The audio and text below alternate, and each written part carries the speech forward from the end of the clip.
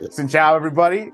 You are now tuned in to another exciting installment of MEKONG, the Southeast Asian epic space opera adventure. We got a fantastic episode for you, folks, coming up filled with political intrigue, passionate romance, generational trauma, and most importantly, awesome mech battles. Brought to you by the folks here at Queen's Court Games. So what is MEKONG? Is this a game about major river systems in Southeast Asia? No, but it does share its name with the real-world river that flows through Myanmar, Thailand, Laos, Cambodia, Vietnam. Our goals with crafting this vibrant space opera empire is to tell stories and myths inspired by the nations this river touches. This story will be seen through the eyes of warriors called Than Nong, a caste of pilots who operate uniquely powerful chassis called kra-su. And this series is the story of how, through their deeds, decisions, and dice rolls, they will shape the fate of the stars that make up the 7 sectors of MEKONG and grapple with the obligations that drove them to this line of work in the first place, and maybe change the course of this cosmic river forever. I'm Jerry Law. I'll be directing this here picture with the help of this lovely, beautiful cast. Everybody say hello, cast. Hello, cast. Hello, cast. Yeah, you walked right into that. You walked into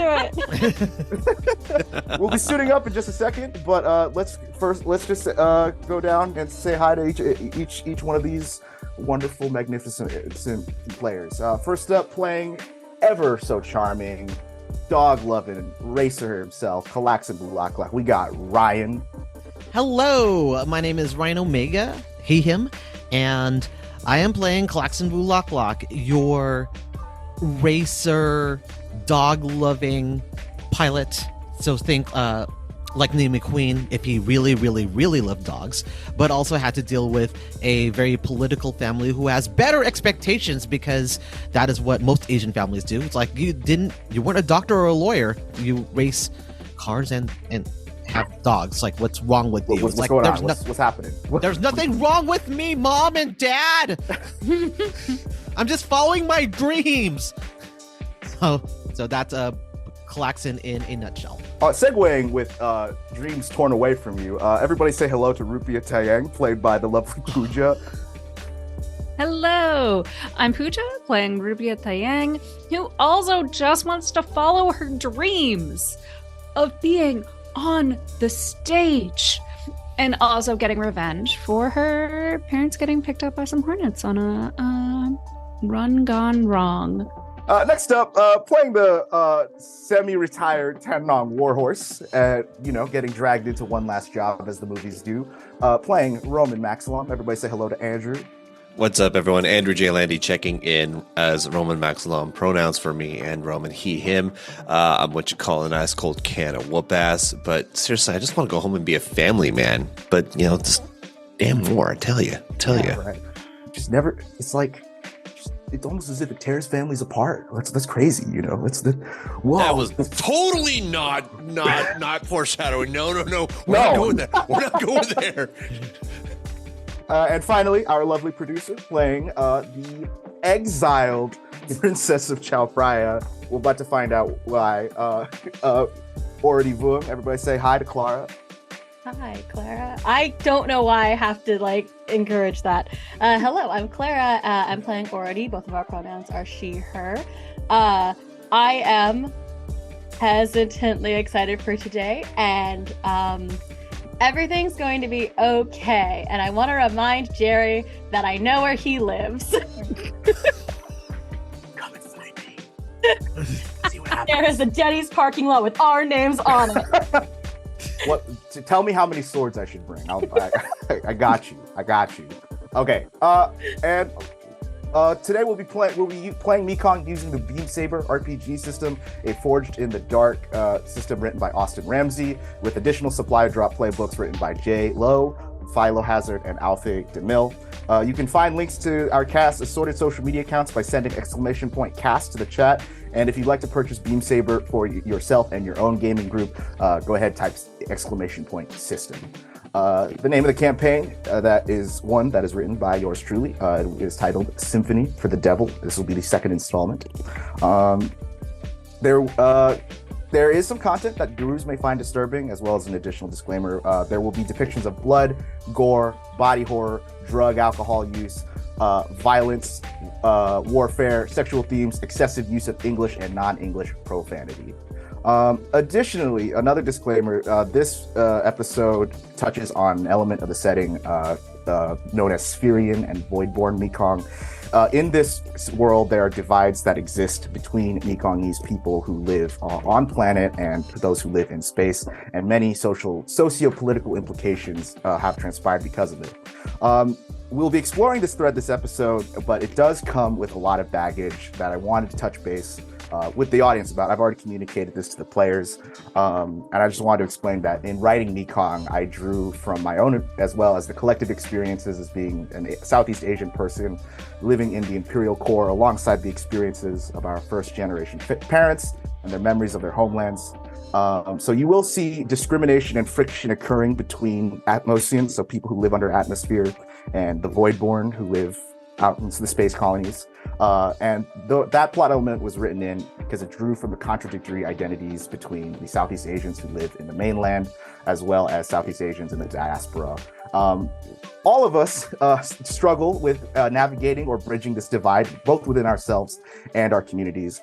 But I know, in writing this game and writing this story, I wanted to explore these themes in a nuanced and respectful manner.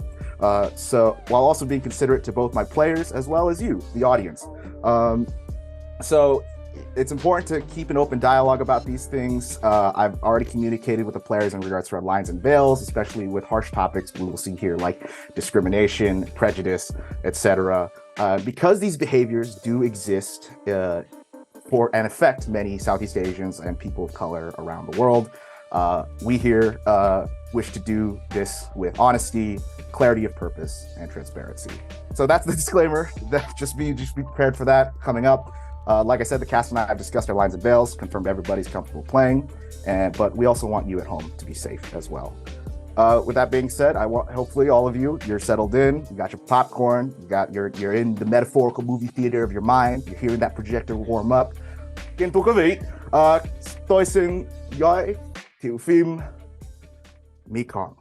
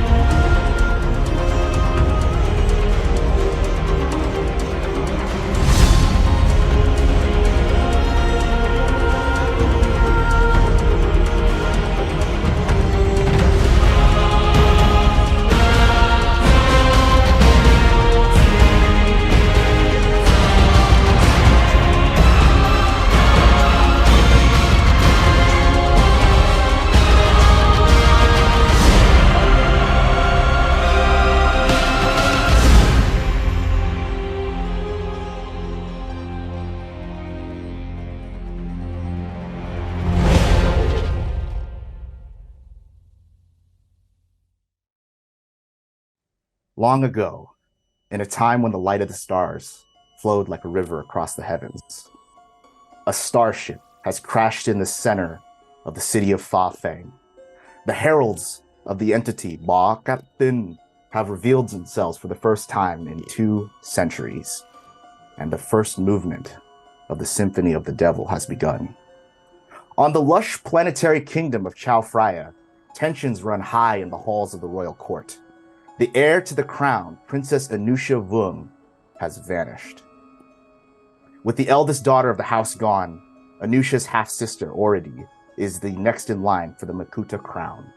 Anger and controversy embroils her status as heir, for the ancestral creeds dictate that only those born under Chao Phraya's sky may rule its lands. And Oridi Vung, along with her younger twin brother Kanawa, were born off-world, among the stars, in the void. Something long seen as taboo in Chao Phryan society. Their births have been tainted by the touch of dark matter and frigid, cold vacuum. Called back to her homeworld, the princess hurries back from frontier space, only to be intercepted by the Gunma Kuntilanak upon her descent. Kuntilanak delivers a warning to the presumptive queen of Chao Phraya. The Symphony of the Devil is being conducted. She and her people are the audience, and by the final movement, the kingdom of Chao Phraya will be burned to ash. After repelling Kuntilanak's assault on her vessel, the transport 1138 crashes in the middle of the palace grounds with only a small handful of casualties, leaving the princess and her entourage of fellow Than Nong embroiled in the midst. Her people await in anticipation for her first words as heir to the throne. Will she choose to deliver Kuntilanak's warning? How will the court react? Her people? And what of the 3 pilots that fought the Gunma alongside her above Fa Feng? What role shall they play in the fate of the Viangchan sector? And does this group of Than Nong have what it takes to face the Empire's enemies, whether they be monsters or their own fellow humans? Find out this week on MEKONG, Symphony for the Devil. Evening falls on a sweeping shot of the Chao Phraya landscape. Mountains jut up from the land like jagged walls. Rice fields stretch from valley to valley in brilliant shades of viridescent sage. The farmers tend to their fields with mechanical water buffalo, while children fly kites in the breezy wind tunnel created by the valley. Nestled in the center of this cloud-kissed countryside, the capital of Fa Feng, which looks much less like the urban metropoles of its neighboring sectors, and more so like a wide, bloated flatland village with a golden temple stupa spires shooting out from Manjushri Sana Palace, where the Chao Phraya royal family lives. Tuk-tuks and mopeds zip up and down the busy market streets. Rusty Mailan mech load lifters move produce and products to and from storefronts. But as night begins to fall, everyone begins to close up shop, and the camera pans up to a high balcony of Manjushri Sana Palace, flanked by bas reliefs of mechs of old carved from stone. A 17 years young Oridi Vuong stares out at her kingdom. She wears a brand new sabai. Clara, you are outside on this balcony because today you and your fellow cadet Than Nong have been bestowed your sabai. Tomorrow, you ship off for your first assignment. But right now, you're out on the balcony, staring out at your kingdom one last time before you ship off for frontier space. What's going through your mind right now? It's just so peaceful, which is really nice. In training, we've been out to space before, and it's almost comparable, but there's something about being here where I can feel the wind on my face, and I can still hear the city below us, and it, like, unlike space, which feels so empty, here I'm connected to everyone still because the air connects us, the atmosphere connects us, and it feels wonderful. And this is a place that, in spite of a lot of silly things that everyone else is doing, it feels good. And it's a place for me, even if it's not always happy to have me here. And I think I'm gonna miss it. The other reason why you're on this balcony is there's currently a party going on inside because the rest of the cadets are it's your last day to get together, right? So everyone inside's raging, and you, princess, you are overstimulated and you needed to get some air. Absolutely. Yeah. But you feel the hand of your elder sister Anusha on your shoulder. She's about a head taller than you. She wears very graceful, traditional Chao Phraya robes. They flow behind her, and she's just like, "What you doing out here, huh? Being moody?" Shut up. I feel like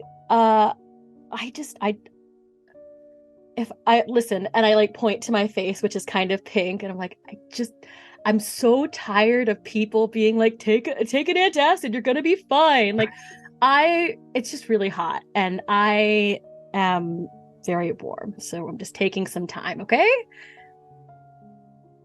You're nervous.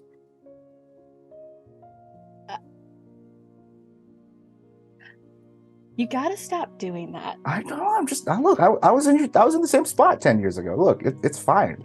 Like, it's okay. You're taking time for yourself. You're gonna be.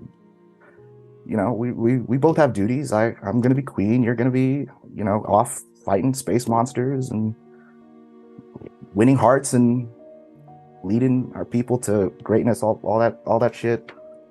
She speaks very like commoner for someone who's supposed to be queen, but I think that kind of like makes that Anusha is the popular one, right? She's like the Princess Di of Chao Phraya society. Oof.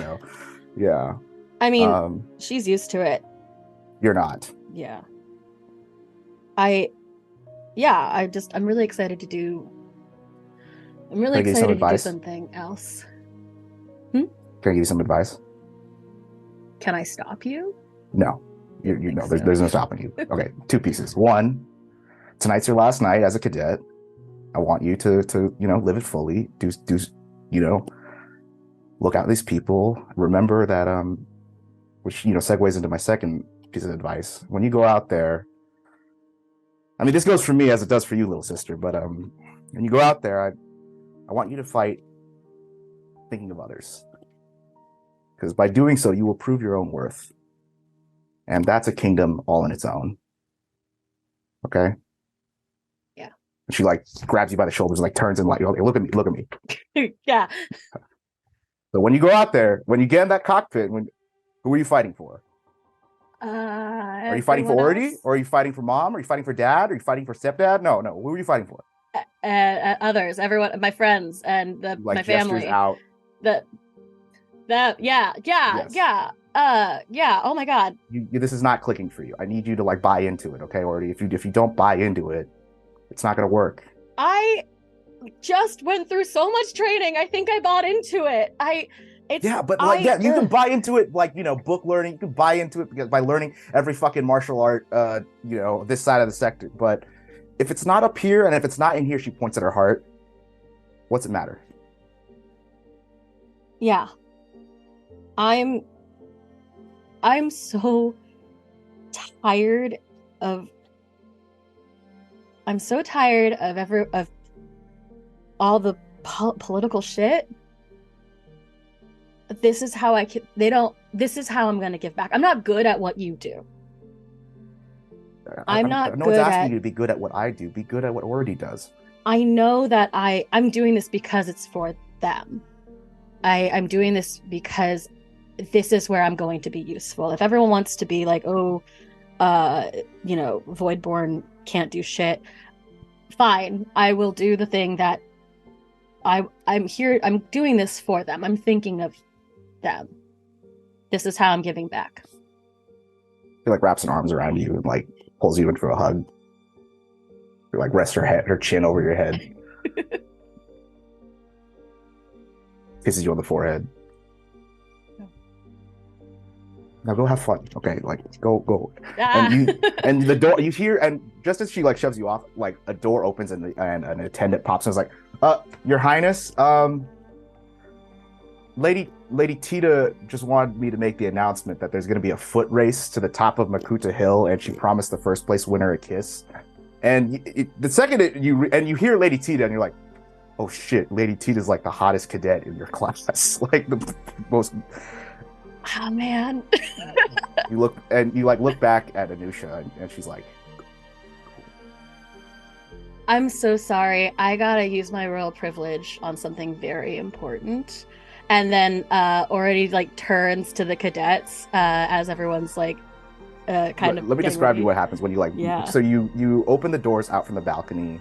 You rush inside, and lo and behold, inside the Great Hall, hundreds of bodies fill the promenade wall to wall, dancing and shouting conversation past each other. This is Cadet Gala, your collective last night as apprentice Than Nong. This past afternoon, you were all bestowed your sabai, and tomorrow you are going to be shipped off to the front. But no one here is thinking about tomorrow. Instead, they're thinking about how many barrels of rice wine and Heineken can we demolish. And that's what's going on. Like you see crowds like carrying massive like jugs around, and they're like slapping it and they're chugging and everything. And I didn't know you hear could another play. attendant go as when you make your appearance at the top of the stairs. And as you make your way down the stairs, people are like grabbing onto you, like, "Oh my god, I can't wait to see you!" Like they're slurring their words, and you're like trying to push through, and like, but there's a lot of suffering in the universe, but none of it is in this room. It even goes for as you pass through, you have to like push through the crowd a little bit to like get out to the hill so you can go do this, go kiss fucking Lady Tita, right? But you are stopped when someone offers you a shot in a little glass, and when you look, you see.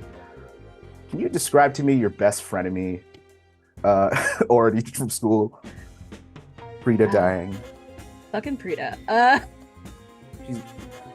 She's got like that side sweeped buzz cut thing going on. She wears an Admiral Hua naval dress uniform, and she offers you a shot. And she says, "Or yeah, go ahead, Claire, if you had anything else you wanted to." I'm trying so hard not to just. It's the rival from Raya with the hair. Yeah. Listen, she fucking Prita. Hey, No, hey. Totally. Yeah, honestly, similar vibe. Just definitely taller than Ority, and really loves her gold jewelry.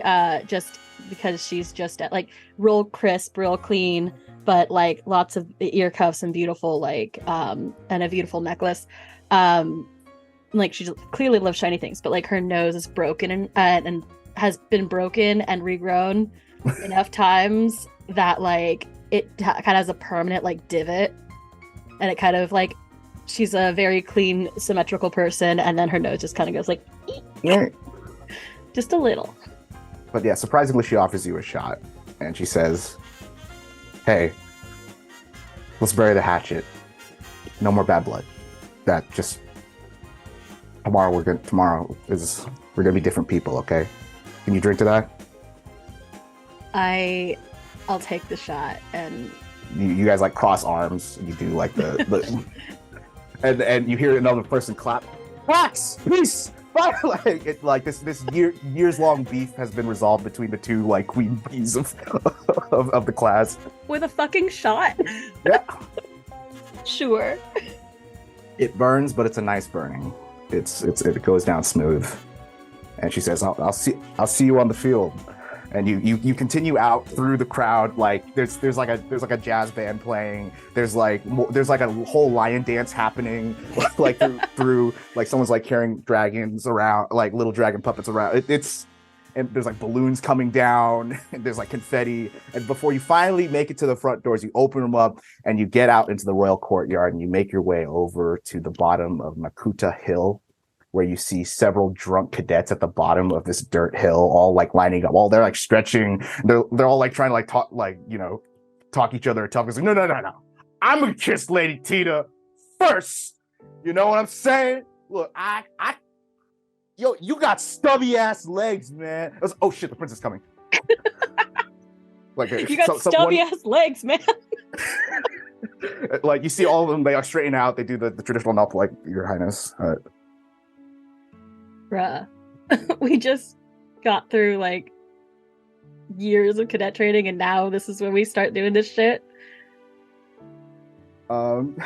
You look up at the top of the hill, and you see Lady Tita and her entourage. She wears a very gorgeous blue and gold accented sut lao, and she integrates the flowy, but it also integrates the flowy form of an ao yai, and she wears a nun la just to and she's looking down at you guys. We're seated she's "Hello boys, hello your highness. So you guys ready to run? Are we gonna do this or what?" She looks very bored. What? But everyone starts like taking their places. Like they form like really sloppy running poses at the bottom of the hill. And when you take your place, your brother Kanoa, he's, you know, a real Kevin Wynn looking motherfucker with black t-shirt, gold chain, Savai. He like shoves you aside. He's like, "No chance, sis. No chance. What? here's the thing. You could just like concede right now if you want to, like that. If you want to save yourself the embarrassment. Here's the thing, Kanoa. Yeah, you might win your race to the top of the hill, but I get to hang out with her in the locker room. So who wins there? You hear Tita shout from the top of the hill. Well, well, I see the Void twins have come to join us. I've always wanted to smooch a royal. And she like starts like twirling her hair. And then another student next to her is like raises a cap, and I was like, okay, ready, set, pop. Everybody darts. Already, let's make a roll, yeah. Oh God, I really need that. You sure do. Go ahead, and this is controlled circumstances. It's fine. The consequences aren't going to be that severe,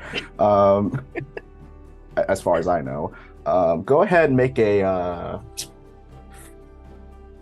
just make a general fortune. Just roll a d6. Let's just see what happens. Okay. It's historically not gone well for me. Yeah, that's a 2. It's a furious rat race to the top of the hill. Everyone's like pushing and shoving and climbing over each other because they're all thirsty as fuck. She's hot. She is.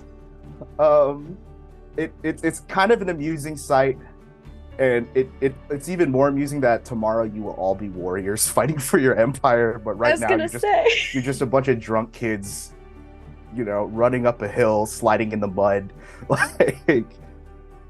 But it's pure, like there's laughter, there's joy, and even though you're stumbling, eventually, like you may be a princess, you don't have the regality of a princess when you're covered in mud and dirt as you try to like shuffle, but eventually, even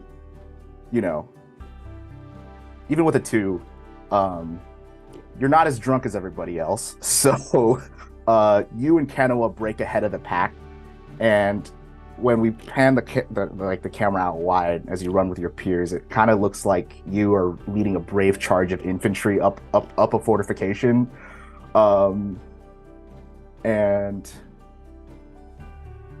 Kanoa screams like the Chao Phraya drinking cry. You also heard this inside the house, like people were saying like rage against the dying of the light. Come on! Charge! And you guys are just going, and you're going, and eventually, like, we cut to the top of the hill where you and Kettle are just like huffing and puffing, like step by step up the hill. Rich!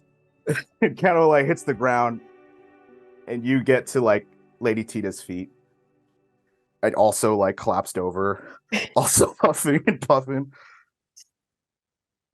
Gotta. 1 second. Take your time, Your Highness. What's up? Hi. Hey. She looks down. She looks down at the hill, and you also turn, and you see there's just like several different piles of like drunk kids all like splayed out on the ground. And they're like rolling around. They're like. It's a very steep hill. Those guys are idiots, and I'm Queen Idiot. I think I win. She steps out of her chair. She like extends a hand to like help you up. Who brought the chair up? No, it's like one of those like little stools, She She like stands up. She like extends a hand down to like lift you up. She's like, "May I?" Yeah. Yeah. She lifts you up, raises your hand in the air. We have a winner! And you hear like a drunken like, yeah! And she like looks at you, like holds a gaze for like a really long time. She's like, "May I, Your Grace?" Hell yeah. She like takes her non-la off. It's a beautiful night. The moon is full. You can see like this beautiful like hair light on her. You like look out at the rest of the city and your peers. She like raises the nunlats to cover the both of you, and she like leans in. Hell yeah. It's a beautiful frame. Top of the hill, moon right above you, and like these, just the two of you, just like smooching on the top of this hill behind this conical hat. Listen, You're gonna remember today, and all the people you shared it with in the moonlight. When you guys finish kissing, you like look out and you can see the smiles on everyone's faces. But the darkness hides the ruin in their eyes. As we cut to the present, we see on Ordy's face the happy, youthful 17-year-old Ordy. Now how old is she in present day? oh man, I kept it vague. She's like Mid-20s. mid to late 20s. So like We cut to 27. that, like holding on, same composition of the shot. We cut to the present day, no longer smiling. You are a frowning, weathered adult, and you are alone, standing before the wall of lineage. It's a stairwell that leads up to the palace, and on the wall are several plaques with names carved into the stone, with names you attended classes with and fought alongside. And their sabai flitter in the drafty wind blowing through the wall. And half the people in your yearbook are on it. After all these years, you're holding a joss stick in your hands. It's burning. You make a ceremonial bow and pay your respects.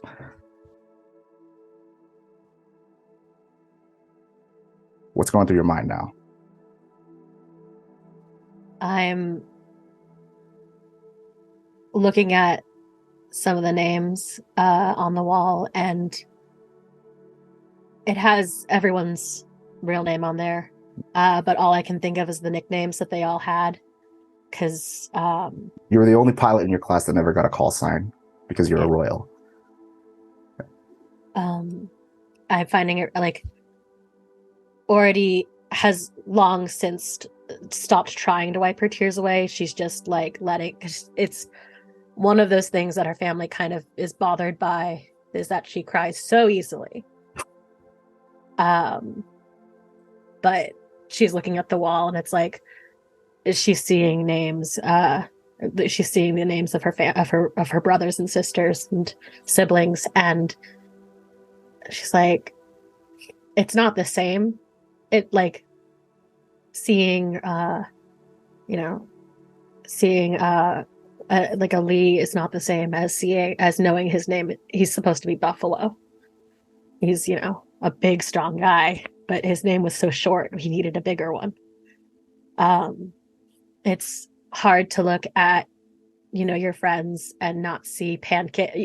It's hard to look over and, Sini is supposed to be Pancake. Like, she had the flattest ass of anyone in amongst the cadets, and we never let her forget it. But she was also fucking the craziest and fastest pilot, and now she's a plaque and an urn, and that's really hard. And I'm a little fucking frustrated that a lot of us they let us do this when we were kids, and I don't know why it keeps happening, and it's only going to get worse. At least that's what we've been told. That's what we've been told by them. The camera rack focuses to further down the wall as we see Roman and Hope standing in front of Francis's plaque.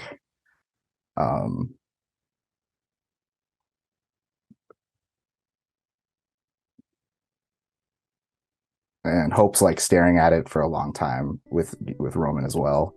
She's like, you guys are both holding the joss sticks. You're doing the ceremonial, So what was he like? He like looks up at you. He was a good man.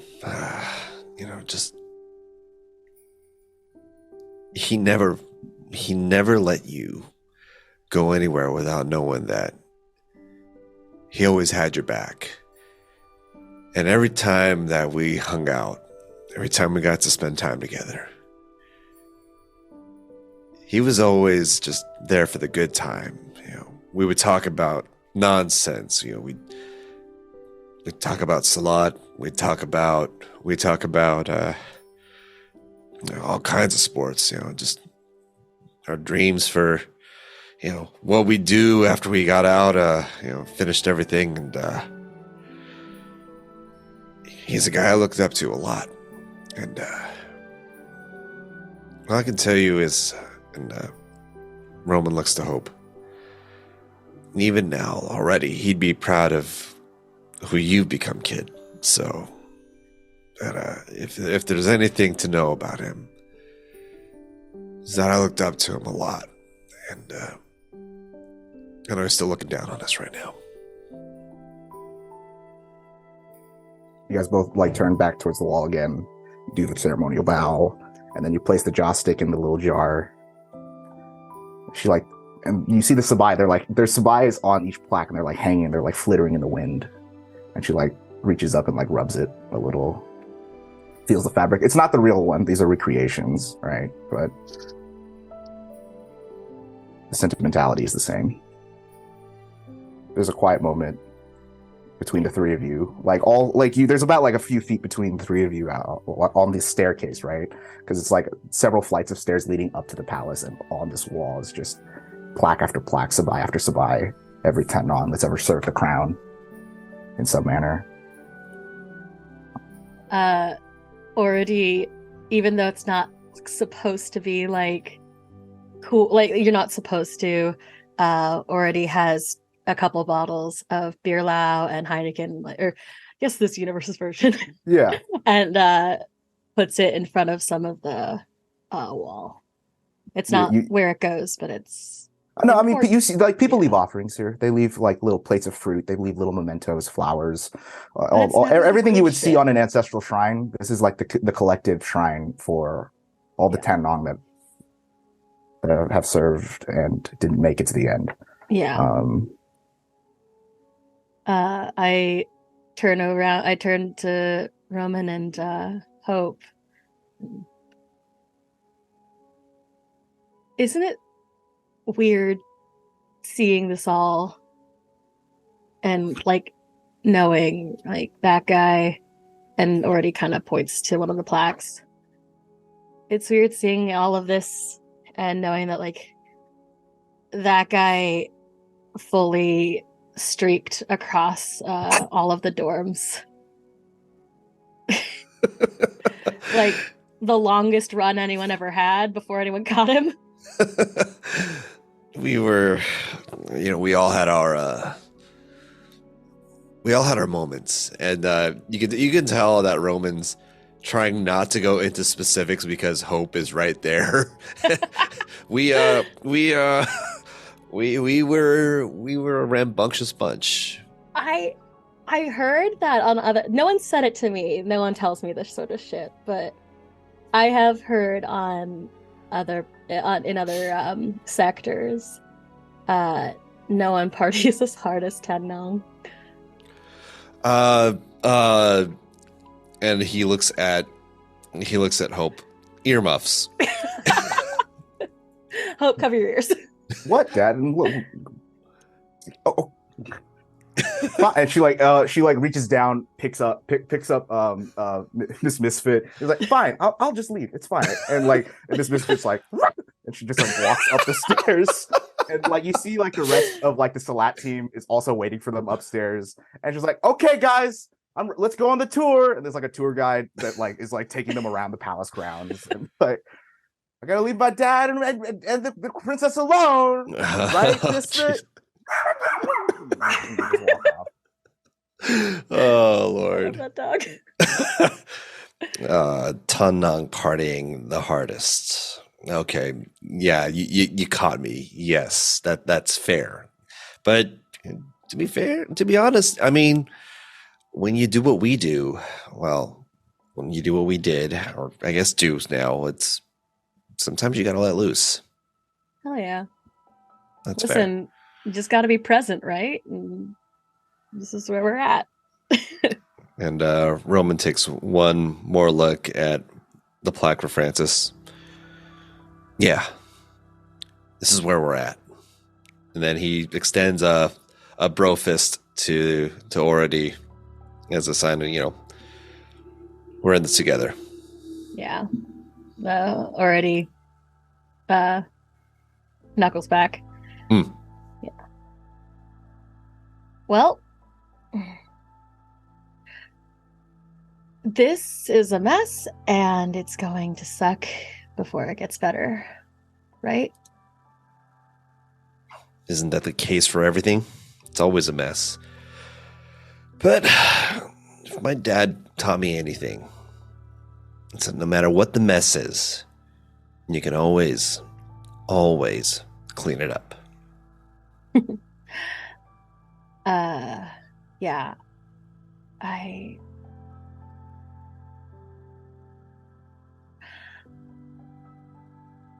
get the feeling you're not supposed to, that you didn't want to come back. And I think I'm in the same boat. Yeah, it's...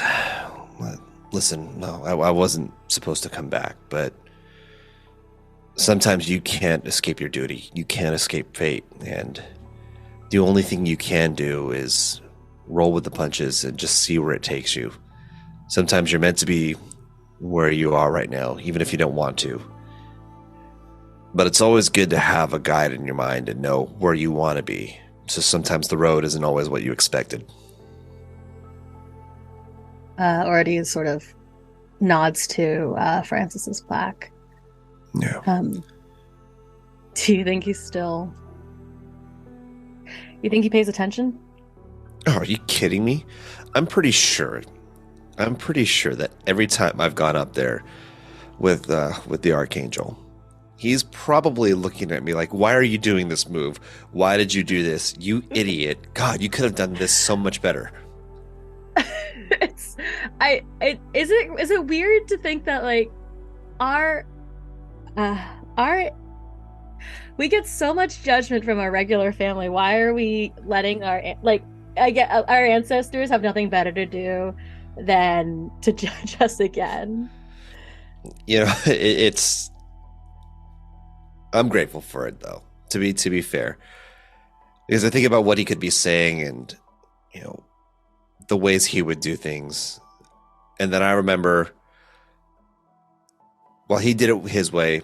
I've got to do it my way. And that's, to me, that's the important lesson. I can't live his life. Obviously he's gone now. But Francis would always also remind me that I have to run my path. And I can't live my life any other way. Granted, like I said, the road is not what I had expected. No way. And Roman looks back up to where Hope ran off to. Life did not make it wasn't. This wasn't the plan, but you roll with the punches. You got to understand that you're gonna get thrown curveballs. You're gonna get haymakered, but it ain't about how hard you hit. It's about how hard you get hit and then keep going. And that's how winning's done. I think I saw that in a movie once. It's I'm not really good with a lot of the the pop culture, but I think I saw it. It was like something about a boulder or a stone. That guy. I don't know. You might know the movie better, but neither here nor there. It's just the Muay Thai boxer. Yeah. So listen, I'm rambling on, but look. No, you're. Gray clouds begin to roll in from the area where you encountered the same storm yesterday when you were flying in. And now it's almost as if weather patterns are still happening. So, and you hear the rumble of thunder. An attendant pops out from the top of the stairs and says to the both of you, she gives you the greetings, like, Your Majesty, Than Nong. You are being summoned to court. Already goes from like this sort of casual like talking to him and sort of like Um, oh, you gotta roll with the punches, right? Roll with the punches. Yeah. And she'll follow the attendant. Roman's going to take one last look at Francis's plaque. Lightly, like, give a bro fist to the plaque, but not, like, actually tap it. Just keep your eyes on me, buddy. I think I'm going to need you for the next one. And then he goes to follow. We cut to the wide of Feng, the capital of Chao Phraya.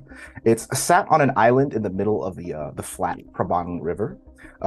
And it's defended on all. It's an ideal place to put a royal capital. It's defended on all sides by the river's southward current torrents, and nestled in the heart of the Prabang River Valley, with high jutting rocky mountains and fertile wetlands. Naturally, this is a city that's like a heart of the economy and trade through the region, and it's clearly played a role in defending the metropole from Gundam and other foreign attackers. You see at the center of the landmass is the large Manjushri Sana Palace complex. But as the city grew, we see that it artificially developed more landmass atop of the river to make room for laborer housing, and just outside the walls. And that area is known as the Spacers District. It's a swampland that it mostly consists of flotillas of boathouses and bamboo wooden platforms all tied together by like plank bridges. And rupi'a, because you are not as affluent as everyone else in the party, you are currently staying at like what's supposed to be an inn, but it's more like a hostel for like traveling Than Nong adventurers who are just barely scraping by. It's less than a star hotel. It's less. What's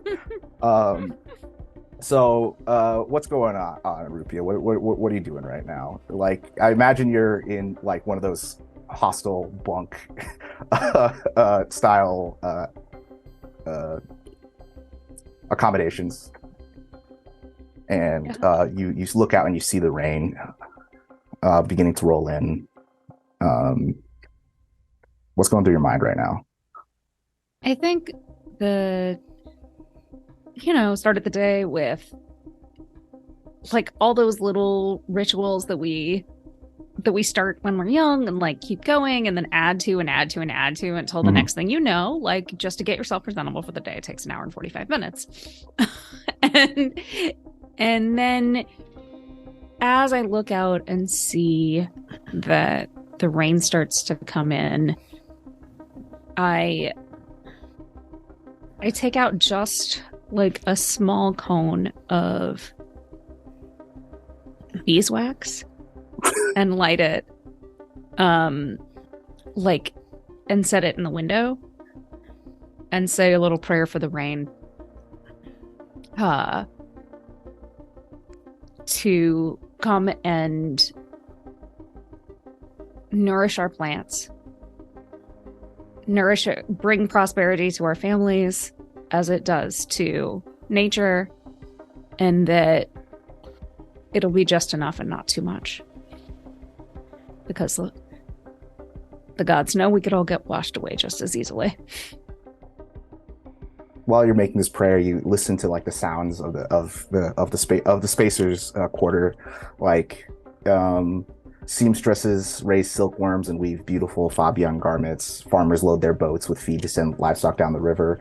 But as everyone's looking up very ominously at the dark gray cumulonimbus clouds starting to roll in, and they start like quickly picking up their stuff, and you hear like a distant radio, like the music cuts as it cuts. It's like, we have this is the Chao Phraya Central Weather Agency. We have a flash flood warning occurring for all communities on the river.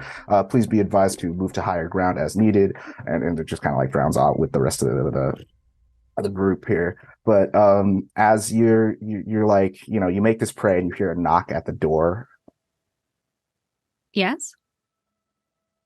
Do you just say yes, or do you like walk over and open it? I walk over to it. Sorry. Before you're faced with two Sector 1. They have the little like the little rectangular hats and like the big flowy Dongsun robes, and they're like, are you Rupi'a Taiyang? I am. We're with the Chao Phraya Chancellery. You're awaited at court. This is totally foreign to you. You're like court, I'm and like so. I am. Yes, you were involved with the crash yesterday, were you not? Oh, yes, I was. The king wants you. You are wanted with an audience for the king. Okay. Well, give me a couple of minutes to make myself presentable. All the while, like rupi'a is impeccable right now. But yeah, just give me a moment. I just need to gather my things real quick. There will be a car outside. They both simultaneously take a step back, like in unison, and the door and one of them closes the door, and you can hear like their steps are also like syncopated up as they make their way down the stairs. And like, there's just like the 2 seconds of like, okay, okay. It's everything in your wildest dream. You, peasant girl, getting to meet a king of a kingdom, like that, like it's crazy, right? This is insane. You never could have imagined this in all of your wildest dreams, but like, just here you are. Cool. Just be cool. Gather my stuff real quick. Touch up my looks, like make sure that okay, am I in the right outfit? Like, do I need to retie my sabai in a different way? Okay. And I'm ready to go. Yeah, another rumble of thunder. We cut back to like the kind of like foyer receiving area just outside the throne room. callax'an, you're first there. And you see your sister, Lady Rubina, turn the corner and about to head into the throne room. And she like passes by you and she like looks you up and down. Where's your mutt? Excuse me, championship dog. Championship mutt. Yeah. Listen, she still won. So it doesn't quite matter, does it? Okay, well, either way, welcome to Chao Phraya. I'd ask you how was your flight, but I think we both know how that ended. And like you both look out the window and you see that like the whole ship is still like in the courtyard with a big dirt trail in the back, and there's like workers like trying to clean it up and like pull it out. Well, it could have gone worse. Everyone could have died. But they didn't. So we always look at the bright side, not at the obviously apparent wreckage, because there are still people who are with us if we didn't do our job as Than Nong. I don't know. I wasn't trying to downplay it. I was just good job, little brother. You really showed up. Well, thanks. I know we don't get to really talk about that stuff. Since we're both in our separate worlds, but really, thank you. Like while you're wearing your like racer's jacket and whole fit, Lady Rubina, she's a 40-year-old Lankoskan woman. She's got salt and pepper hair tied up in this neat little compact bun. She wears an Inthanese style white dress with puff shoulder sleeves and ribbon tied at the bottom and lacy material running down her forearms. And from the waist down, she wears like one of those like wraparound skirts with a traditional Lankoskan pattern weaved onto it. She like nods and she says, well, look, after court, I don't know if you had any other plans, but I know we have a business meeting, so I need you to be there, okay? Okay, is this before or after? This is after court. This is kind of important. The king wants all of us there. Oh, I thought before or after karaoke. When was karaoke on the schedule? I mean, where are you going? callax'an, this is a business trip. What it would like? We don't. It's a listen. Like I also know, every once in a while we need to blow off steam, and that's what karaoke is for. Sorry that I mentioned this in public. Sorry, but I also know that occasionally, sometimes the best times for us to talk are to occasionally sing on the -1. You know, some traditional songs, and then we can actually talk. okay, I'll see you in there. And she like walks into to the throne room and like leaves you out there. And pulling up are the other three pilots, all kind of. So you guys are all kind of in this foyer. You see the middle picture on the tabletop. It's the door to the throne room. It's flanked by two colorful reliefs of the folk hero Sang Sensei, the one, you know, kind of like the Achilles of Viangchan. It's a very gorgeous kind of like it's the palace, right? Like there's empire money in this. But yeah, now it's the four of you gathered, and everyone's waiting for you inside that throne room right now. What's going on? What are you guys doing? Yeah, callax'an is waiting because he does not want to be the first to enter the throne room, knowing that a princess is going to arrive. Already is also like, I do not want to be the first one in here, and is like, shredding her cuticles, and like, just like if she could. Like short, like her hand keeps kind of like moving towards her mouth to chew on her nails, and it's like, no, don't do it, and like she has sort of resorted to like soft, like leaning against a pillar and like low key fiddling with like the grout between two of the between like some of the like the mosaic. Like there's like a little pile starting at the ground. callax'an is looking at Ordy and realizing, oh, are you okay? Because whoever did your nails is going to be really mad right now.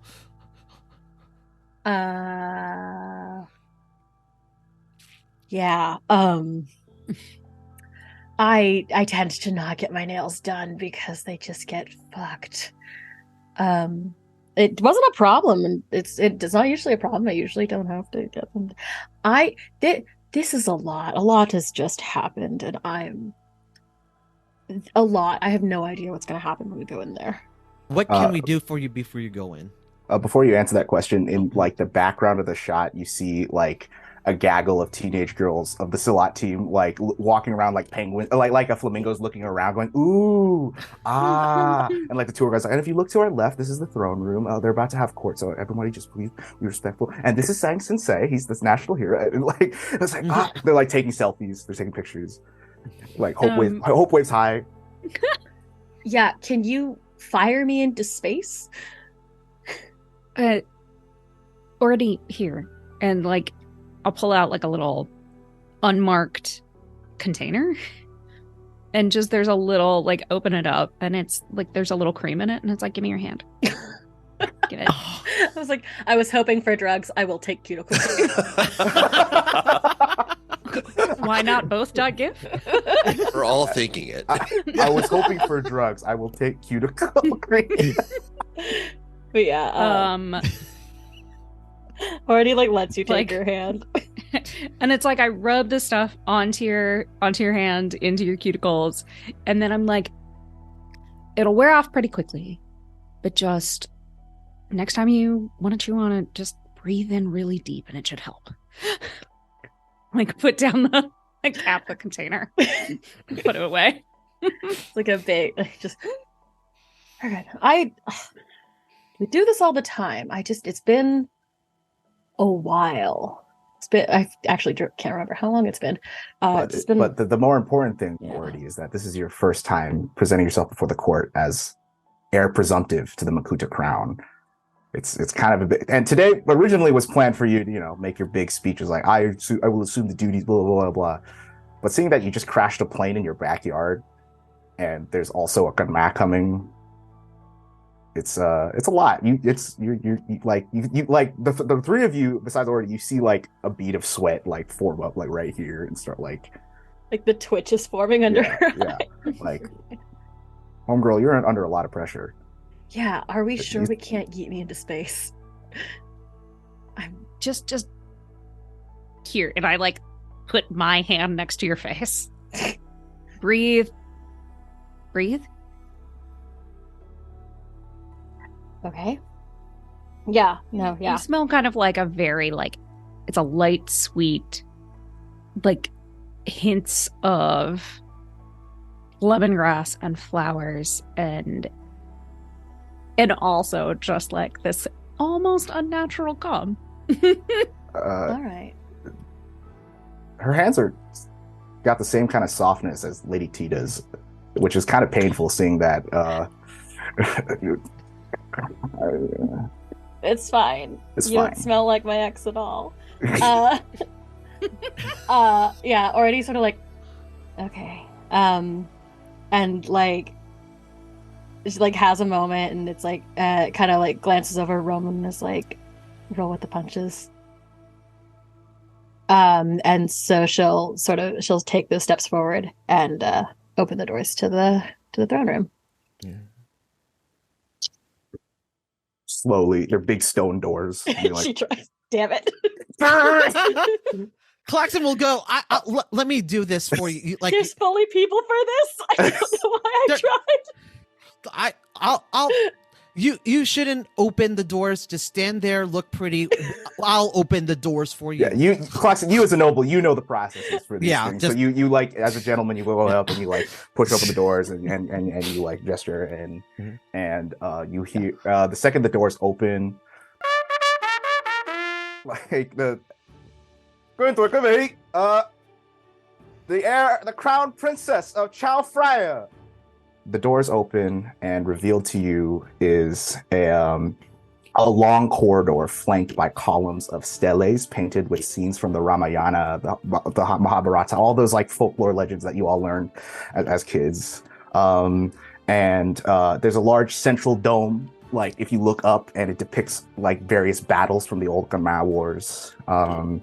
And at the very end of this hall is the Trinity Throne, where your father, King Vaisun II, his husband, King Consort Nithansen, and his consort and chancellor, Chae Saruwan, all sit in on this Trimurti throne, one for each for Brahma, Vishnu, Shiva. And immediately behind them is a 15-foot tall statue of the Bautat Manjushri, the Bautat that this palace is named after. His domains are, the usual like wisdom, power, grace, that sort of thing. And he holds a blue lotus in his right hand, in his left hand he holds a blue lotus, and his right hand is turned to face downward. But on each wing of this massive throne room are,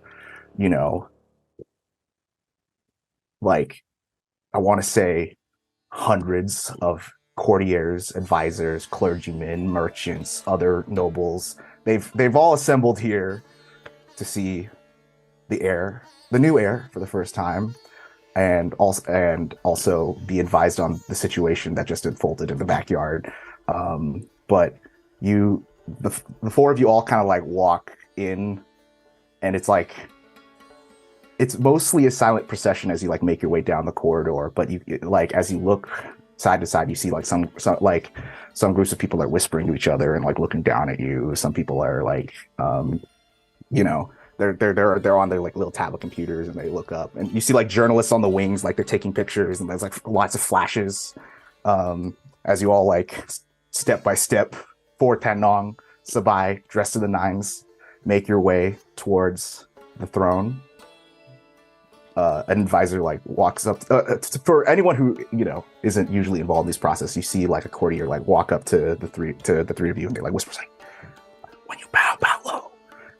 And you get to the the area where you present yourself to Ority's parents, and they like, even one courtier like even puts a hand on your guys' back, so you like to full on prostrate all the way down, like.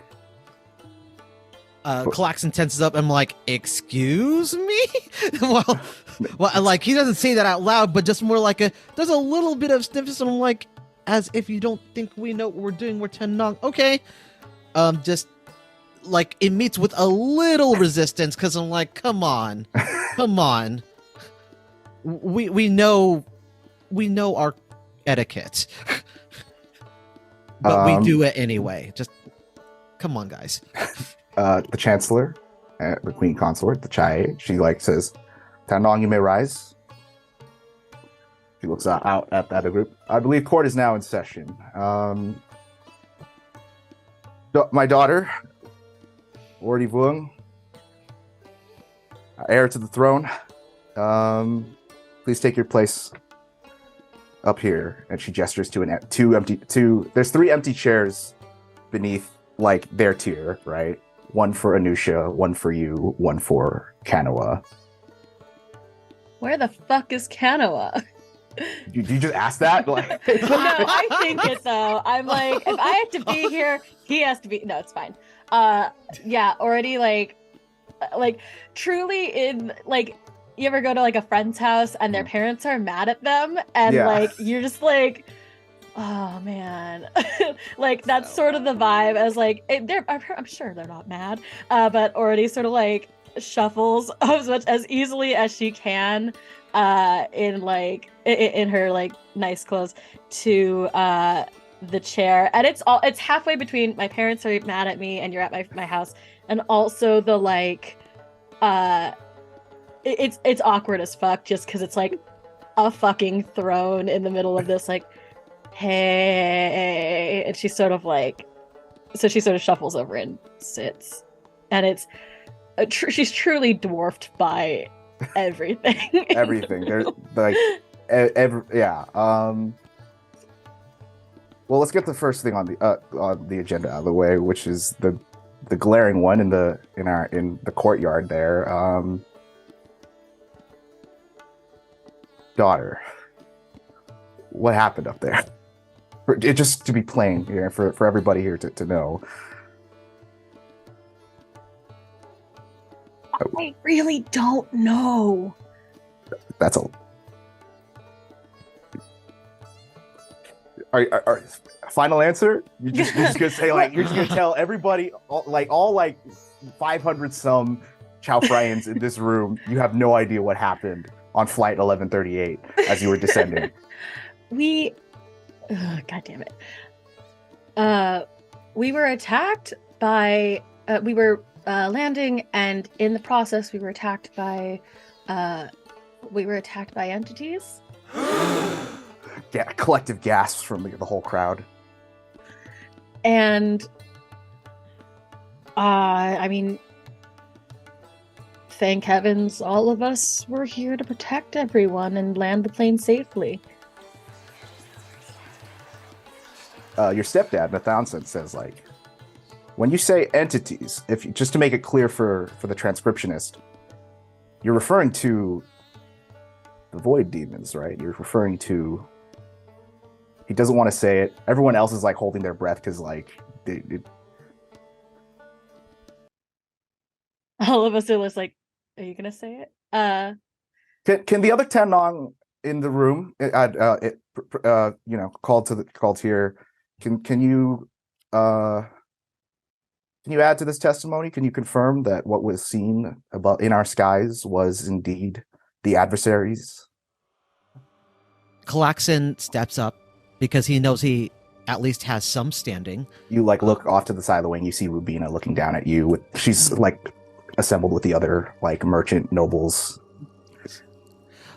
So I guess question for you, Jerry. Sure. Would I know that the term gunma is you can choose to say it. It's fine. Like because you've never fought a gunma before and you don't know, you might not, and callax'an might not know all of the cultural taboos that involve invoking them. So you could, if you want to make that choice now, you may. Okay. All right. Then he would.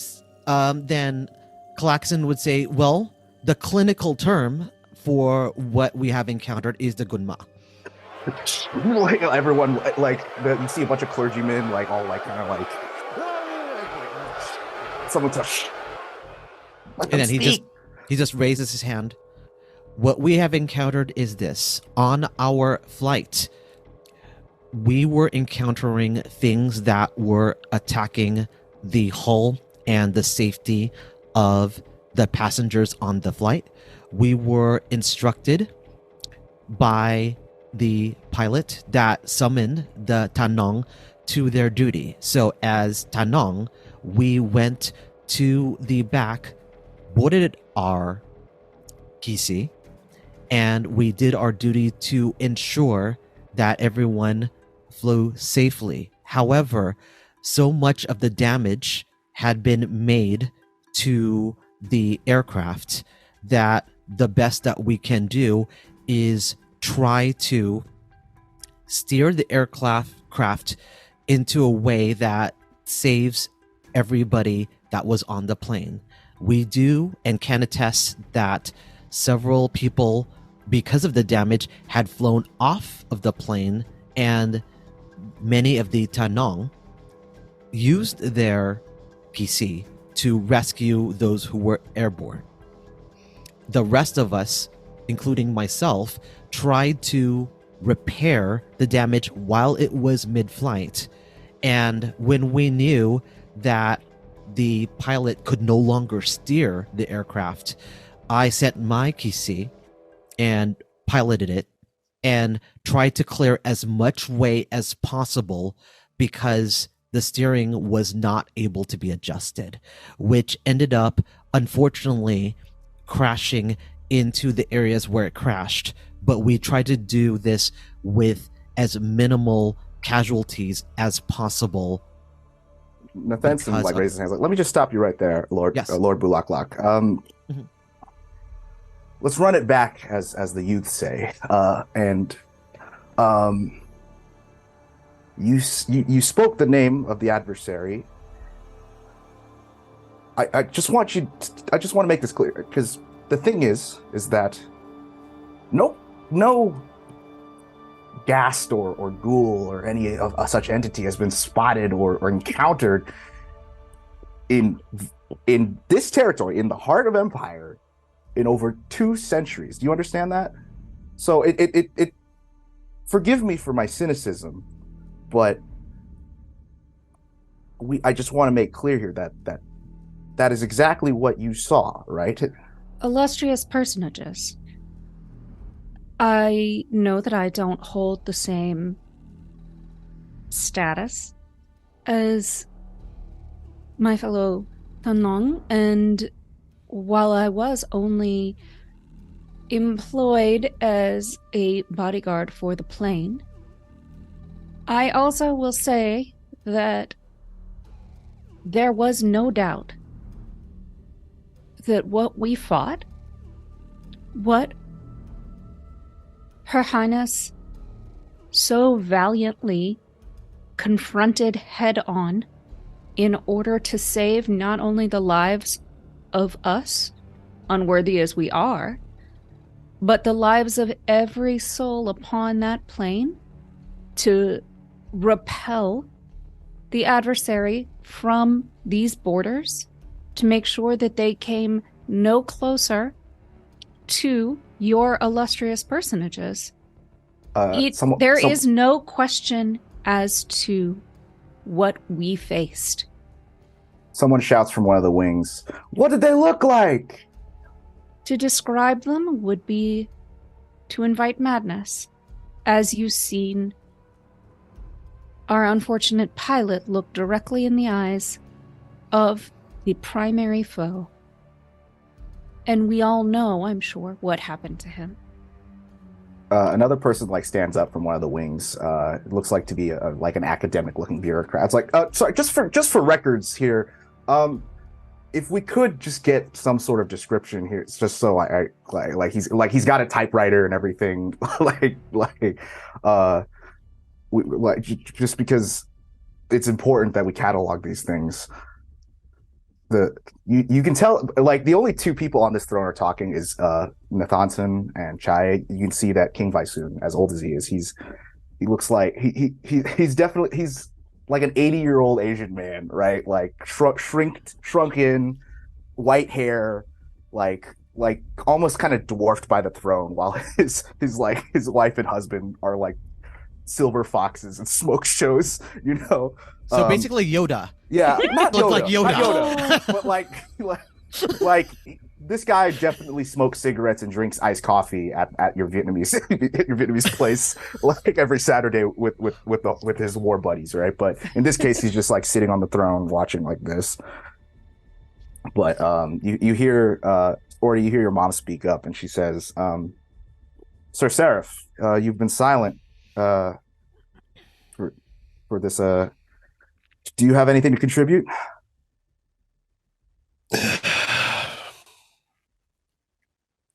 Roman's going to stand up.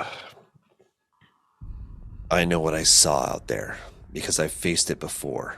If you want a description of it, they looked like crows. A bunch of crows. That's right. You said, and he's going to look over to the scholar who's like, you said we haven't seen them in over 2 centuries, right? Is that correct? He's nodding. Guess what? 2 centuries has passed now. The last time we've seen them was yesterday, if you really want to know. And Roman's a little incensed at this, at the fact that academia's, it seems like they're just dismissing what we all experienced. You can look in your books, you can look at all your history records, yes. Haven't seen them in a couple of centuries. No, they're back. I don't know what's causing it, but I know what I saw. We know what we saw. We took precautions to make sure that we protected every single life on that plane. And guess what? None of those, aside from the pilot who unfortunately succumbed to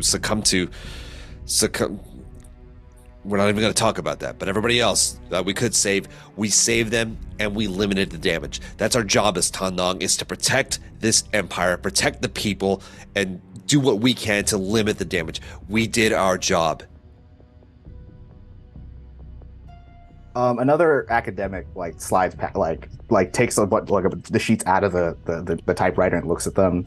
He's a much older one. He flicks through them. He's wearing rounded sunglasses. He's got a beard. Actually, he doesn't even look like an academic. He just looks like a bureaucrat, but not a sector one. He looks like one from Dongsun, serving the emperor directly. You are familiar with what Gunma takes the form of a corvid, yes? There's only one that we have in the imperial records that would do that. Enlighten me. Which one was it? Kuntil Anak. Everybody has to face themselves and you hear your mom. Quiet! Let them speak.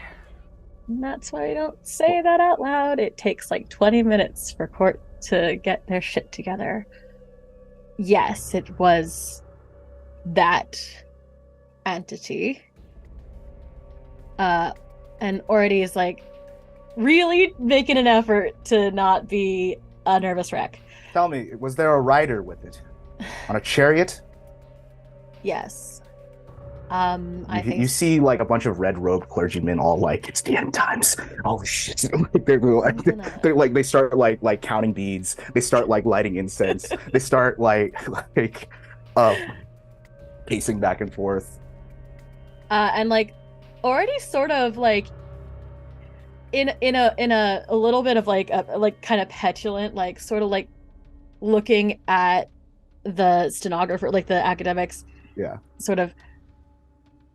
Yes, it was. The rider was with them, and I faced her myself, and she had a message for us. Everyone looks at each other. Even you even see your dad shift in his seat. Oh no. And this is the first time he speaks. He says, "What did they say?" For a second, already stops because this is this is such a bad, it's already bad. It already feels you can feel pregnant tension in the room. All the nobles, all the merchants, all the bureaucrats, all the clergymen all have their eyes on you, and they're eager. The journalists, they're all they're jotting down in their notebooks, and the cameras are going. And for a second she's like, what if I just lie? But also like she kind of feels Like thinks you about see like the king like lean in towards you. He's like, on your honor, my daughter, please. and she like remembers Anusha saying like, hey, this is for them, and kind of was like, okay, this is for them. This isn't the last. There are going to be more. This is the first part of what seems to be a larger attack. I'm not saying the title of this show. There's a booming voice erupts from the head of towards the right wing of the court. A middle-aged Viangchanese man, Lord Saravan Dang, or Archduke Saravan Dang, surrounded by his noble peers, is the first voice to make it to your ears because he's shouting the loudest, and full of his usual deep rumbling bluster, he proclaims, "The messenger has chosen the Void Child to deliver this to us. She has given us a vision of a dark future that she herself has brought about. Your Majesty, we must dare not seat a Void Child on our people's throne. We must listen to me close. We must send her away for the safety of Chao Phraya." And a throng in unison, you can tell that, the Atmos chauvinist contingent of Chao Phraya's noble class all shout in unison, "Banish her! Banish the Void Child, Your Majesty!" The invocation of the term Void Child is enough to send the court astronomers and astrologers into apocalyptic fits. Those same dozen red-robed priests, they begin bobbing and kneeling in ritualistic prayer, and you can make out pieces of scripture here and there above the raucous crowd. You guys are all like hearing all of this chaotic. You can make out the sounds as this back and forth. "Our kingdom's beloved first daughter, lost to the wayside, her duties abandoned. The end time shall be certain when the demons of the vacuum come. Tremble ye who behold the twins of dark and nothing, for on their heels comes oblivion." And Rubina, callax'an, speaks up. She's like, "Could this not wait till next financial quarter? Your Majesty, as an extraplanetary investor, in Chao Phraya's economy, what insurance can you provide for our assets? Think of the economy." And this, of course, sets all the other fat merchant princes alight and their greedy worries. They start snatching their attendants. They're like, "Buy, sell, hoard, liquidate!" callax'an at this point stomps his foot on the floor, which makes a large echo, and says, "Quiet down." Roll command for me, will you? Hmm? You want to make a command check? I will make a is it? It's not contour or sway, is it? It's a command. Huh? Hold up. It's. I mean, you're telling people, you're demanding this entire crowd of people to be quiet. So I see. Yeah, that would be a command check. That would be a command check. Would anyone like to assist callax'an in this task? Anyone has a higher command stat? Yeah. Do I? I have one in command. I have one as well. Okay. Either one of you can roll it, and you can and callax'an, you can assist and provide an extra. I will assist because I don't have any in command, but I have do you want to invoke your ability? Oh no, it's consort or swing. Okay, so it wouldn't apply. It's consort and sway. Yeah, that's not okay.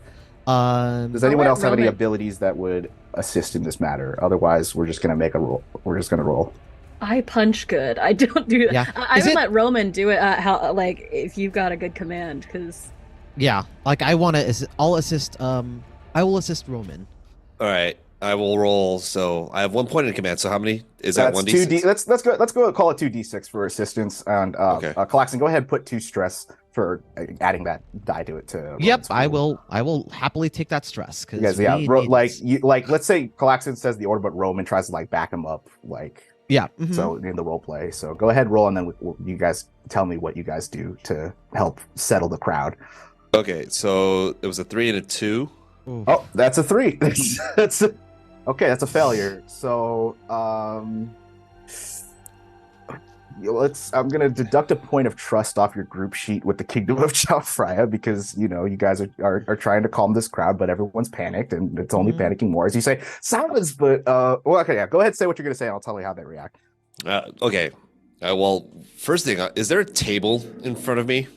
There can be, or there's a I, table nearby. Yeah, let's just say there's a table nearby. I was Yeah. literally gonna smash my fist into the table without breaking it.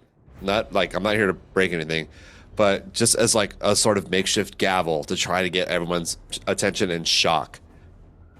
So I'm gonna slam and yell, "Listen! First things first. First things first." And he's gonna motion over to Ority. The fact that you call her Void Child. Let me be clear here. This one here is one of the reasons why there's less damage to our kingdom right now. And This- you see another noble like shout directly back at you. And she's also the reason why they're coming. We have to send her away for the safety of all of us. You may not know me, but you know my reputation. I am the diva, and I pilot Copperpod. And know that the Than Nong stand behind Ority. If you, What's this peasant doing talking right now? I can't. if you, Can we like remove her? Can we like get like this three is not doing you guys any services right now. can I use my red comet to? Yes, you roll may. another die? Yeah, so you have a reputation. When you try to take plus 1d, you reveal yourself with. Okay, so yeah, what skill would you like to add this 1d to? So what you're trying to? You're doing like a sway check right now. Okay, go ahead and roll sway with 2d with a red comet. 6. Okay, all right. Like the queen takes your side. She's like, gentlemen, can we please let the Than Nong speak? Can we have some respect here? This is a court. I'd like some decorum. They settle down. Than Nong, Honorable Than Nong, you may continue. The adversaries are an affront to all the gods. They will strangle our people, our countries. But if we stand together, we can bring a freedom that this kingdom has never known before. Lord Archduke Diang stands up, like does one of these, and you see several other nobles stand up, and in a defiant maneuver to the king, they all turn their back and start leaving. Cacophony erupts again. Everyone starts like like rabble. Holy shit! The fucking Kamara coming. Holy fuck! Until finally the king, in his elderly state, he shouts, "Silence! For Emperor's sake, just can we please have a smidge of calm?" I can't even hear myself think. He like pinches the bridge of his nose. Nathanson like leans over and whispers into something in his ear. And Ority, your mother, like looks out the assembly. She's like, the Chao Phraya and Royal Chimurti would like some time to deliberate on the issue in private. As High Chancellor of this court, I hereby adjourn this assembly. All of you, I implore you to return to your homes while we sort out a solution. A statement will be prepared come morning.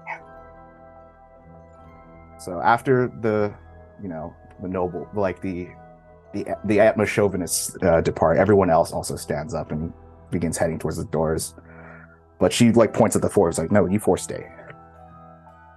It's a quiet, like, shuffling of feet all the way out until the throne room is empty, except for the king, and queen, and for Than Nong. Doors closed. Vysoon like slumps in his chair. He looks down at you, Ority. I wish your sister were here. Wow. I do too. Chai clasps her hands. Let's do dinner. Yeah, we'll just how about if you guys can make it, if I understand Lord Black, like I understand you might have other obligations tonight. But, I'm making this when my sister will understand, or I will make her understand. This is too important. Okay. Me. I'll get the cooks. I'll get the royal kitchen to prepare something. Meet us in the dining hall. Like 2,000 hours. Can we do that? Yeah, we super can. Yes. All right then. The king is going to retire. He's like Vysoon like stands up and like Nathan has to like help him up and like walk him off, and he's like, "We'll see you at dinner." Yeah, he says to you while like carrying your bio dad off. Did they kind of like leave us alone in the? They like we cut to like the outside of the throne room out again. Like you guys are outside. You can now discuss what just occurred. Cool. Can anyone beat me? Like, you could just fire me into space. That would be great. Roman is immediately going to look at Ority. Listen. You're more important to us. We can't eat you in the space. Whatever the hell that means, I don't know. Because you heard Hope say it once, and now it's just like entered your lexicon for some reason. Yeah. First of all, never. No one knows that I ever said that. Okay. We won't tell Hope. It's cool. Thank you. I mean, I realize that, like, I guess you're a noble or whatever, but you cannot let those self-important shits win. Yeah. It's sort of... They're a blight upon the entire kingdom. They're a absolute... It's sort of... I don't know. I don't know what it's like in other people's sectors, really. It's weird here. It's not even like... I really wasn't supposed to, like, be in any of this, and she sort of gestures at the throne room behind them. This was very sudden, and it's only been made worse by everything with the entity, and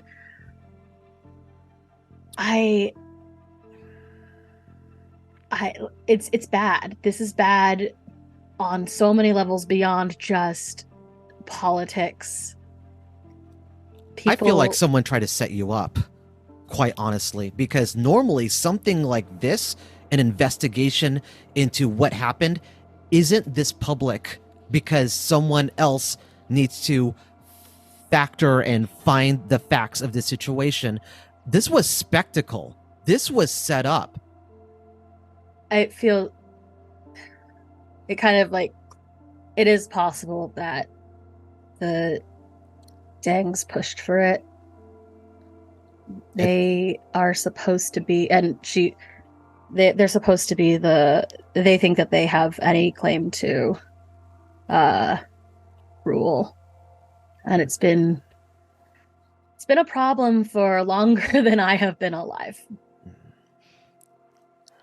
I guess it's just politics, right? Like just old grudges that just get worse. Oh, this was definitely a political move at the expense of you, at the expense of everyone that we saved. And technically, if we don't restore this, at the expense of Than Nong. This was a move. And so we need to have that dinner. And before we do anything, even if you want it to be yeeted or not, we still have to walk outside of this chamber, outside of the throne room, and get you to your chamber. When you're ready, we will be right behind you, and we will make sure that anyone that gets in your way will be given what for. We will make sure that you're taken to your sanctuary, your sanctum, and just get you out of here. Thanks. It's really nice, actually. Yeah. Can we like kind of go back to where to Ority's rooms? Yeah, no, yeah. So the three of you walk Ority back to her chamber, right? Yeah, I'm so sorry you guys were dragged into this. Full stop. This. I mean, it's not your fault. Noble's gonna noble, I guess.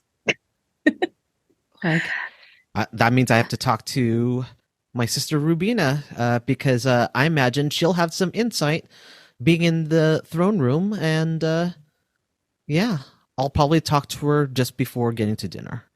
Think of the economy. Think of the economy. Yeah. I know think, what she was doing there. She Unless- wanted to neutralize the situation by turning it into money and not the scandal. So I get what she was trying to do. So Thanks? Question mark? it's because in order to distract the scandal, like give it a different problem to look at. Okay. That's what she was trying to do. So I appreciated what she was trying to do. She was Yeah, trying to get the heat off of us. Yeah, anyone could any changing of political situation could be an economic problem. It's not definitely anyone could have done that. It's not like cursed. Nothing's cursed. That would be crazy. The rain starts to come down really hard. Like the pitter patter goes from pitter patter to full on like torrents coming down on the palace. Yeah, I assume everyone just like goes back to. I can tell you what happens when each of you guys go back. So, but callax'an, are you gonna go talk to your sister right now, or you're gonna talk like wait till like right before dinner, and just so I can arrange this in the editing timeline in my head. I think like immediately after this, he seeks out Rubina because they were going to have to meet anyway. Yeah. Okay. Cool. So you go off to do that. Rupi'a, you head back to the Spacers district to get dinner clothes and not court clothes, I assume. Yeah. yeah. So you do that, and Roman, you go off to go find Hope. Yeah, that Yeah. would be. Yeah, where'd she freaking go? All right then. So Rupi'a, as you kind of like make your way back out to the Spacers district, the one like drop you off, or like they drive you as far as the wall, because as you get out and like you're offered a parasol and everything, and like here, take this as compliments of the king. Hands it. Thanks. So you get out of the car and you see that lots of people from the Spacers district they're feeding the instructions. They're heading up to higher ground, because as you try to like make your way back to your hospital, you see that the river is seriously flooding. Those warnings were, and you see like people like rapidly like gathering their entire lives and they're like hustling to get back up. And you also see where the warehouse that you parked Copperpod is also like in water. Not in water, but like it's making its way up. You should probably move your mech because it's getting like, I don't know if you ever saw Parasite, the scene where the lower levels are getting flooded, but it's kind of that. All these poor, mostly off-worlders too. I grew up in an area that was below sea level, so Yeah. yes. Yes. So, and some people, they notice your Than Nong and they're like, "You have to help me with our houses." And like, they like point. There's different people all trying to like flee for higher ground as the river begins to make large waves onto the shoreline. And I think as I look and I hear these pleas for help, and I think back to like that farce of an audience and how selfish and terrible. And you realize those none of them in people that were. courtroom, and none of them in that throne room look like the people out here. Like, they don't give a damn. And I knew they didn't give a damn, but I let, childish dreams. And I go back to the hostel and I quickly strip off my court gear and get in Copperpod. And I'll spend the rest of the time between now and when I have to be back at the palace ferrying people to safer zones.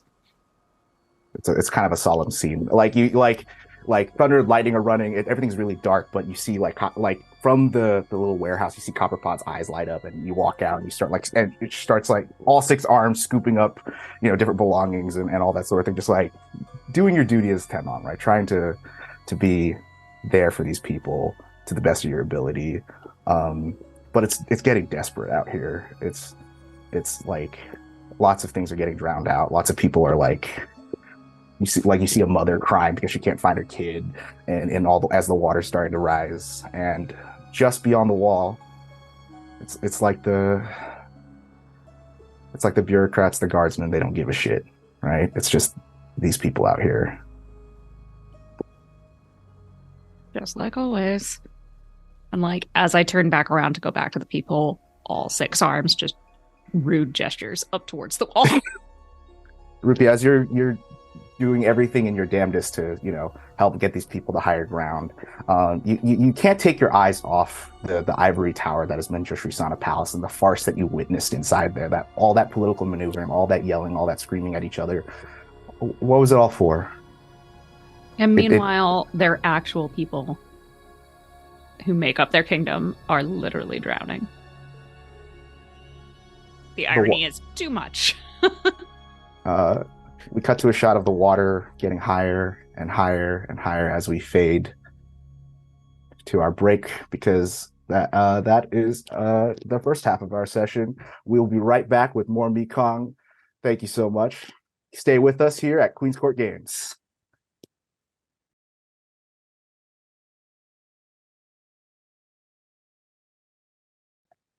Welcome back to Queen's Court Games. You're tuned into more MEKONG, Symphony for the Devil. Everybody say hey. Everybody say what's up. Everybody feeling refreshed from that real tense court drama that just went down. Wow, no sense of parliamentary decorum whatsoever. That was rough for all of you, and it's only going to get rougher. But the storm that washes over the city of Fafeng comes down hard. Water flows freely down through the streets. In the poor spacious quarter, refugees and immigrants and those not included in the mainstream Chao Phraya society struggle to stay afloat. Roman, you've been given lodging in the palace barracks, right? And when you return, you see Hope is sitting on the bed with Miss Misfit on her lap, and they were watching the TV, and it's like press coverage of today's court session at court, and she like turns over to look at you, and she's like, "Hey, Dad, what's a void child?"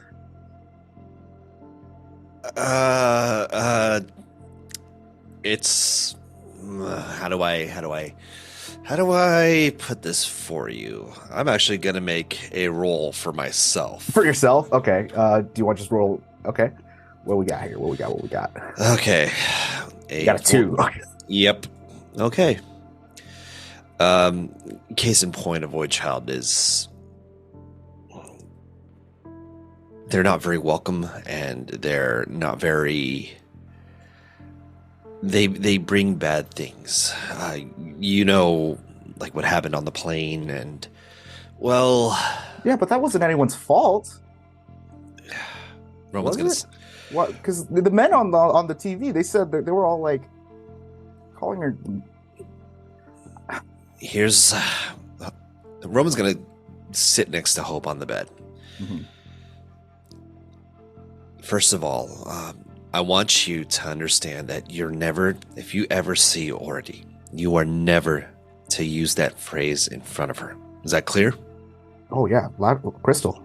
Okay. The reason being is that it's not a good term. It means, for lack of a better explanation, it's someone who brings bad things, and these bad things are going to affect everybody. They're going to affect you. They're going to affect me. They're going to affect everyone. Now, she's being blamed for a lot of this, and they're using this term to, explain it. I want you to know something. Whatever the case, do not refer to her as that. Ority is not that, okay? Ority is our friend, and we're going to do everything in our power to make sure that she is taken care of, okay? while you do this, you like stand up, you walk over to the dresser, and you start like changing into a nicer outfit for dinner. And it's dinner with the king. What's Roman's spiffy clothes look like? Roman would be in his full military dress, for honor, and which would consist of a very well cut military jacket that is a button down jacket with a nicely pressed shirt and slacks. It's a little more snug than because it has been years since he's worn it, and so he's trying to move around a little bit in it and thinking, gosh, okay, half of this is okay, I've kept up with the fitness, but geez, I need to eat better. Oh, this is okay. This is fine. And then finally, as part of it, he does take out his sabbat and drape it around. And where are you going, Dad? Well, we've been asked to go to dinner regarding me too? No. Please, I know. Listen, Hope, darling. This one's just the adults this time. I promise you, though, we're gonna go out and get something afterwards. Okay? I promise. Well, could you give Miss Misfit back to Lord Blacklag? Just we had a lot of fun with her today, but I know he might miss it. And she like hands you, like holds the dog out like in front of you, and like Miss Misfit like kind of stares at you for a sec. Roman, I'm going to take Miss Misfit, and okay, here's what's gonna happen because I made a roll for this and I rolled a 1. Okay. So Roman is going to hold Miss Misfit and just kind of bring her up close to him. And he's, aren't you just the cutest little thing? But in doing so, he's got his head turned just enough that the strength of his like voice, he's like, aren't you just the cutest little thing? And the breath, oh God, no, not no. It's just like tries to like wriggle out of like. Hope, take this. Okay, fine. We'll give her back later. Okay, come here, girl. Come here. I am so sorry. Oh God. It's okay, Dad. It's okay. It's fine. It's. Hey, not a word to callax'an. No. Like throws out the metaphorical zipper on her mouth. He's like, me and her. We're gonna stay right here. You go enjoy your dinner with the king, and have your little royal. Yeah. I'll be back soon. I promise. All right. Mm. I love you, Hope. Love you too. All right. She lays back in the bed and like stares up at the ceiling and while cuddling with the dog. And you close the door. We cut to the dining room. Already, you are the first to arrive. You kind of like step in and you see there's a long, heavy marble table, and you see like several servants are like plating up and they're like setting up the little like dining mats, plate, chopsticks, the whole spread, right? callax'an. I assume you also dress up for the occasion. Yeah. Mm-hmm. Yeah. So what's the outfit? So callax'an wears something that is considered formal in Langkasuka. So it's a barong Tagalog.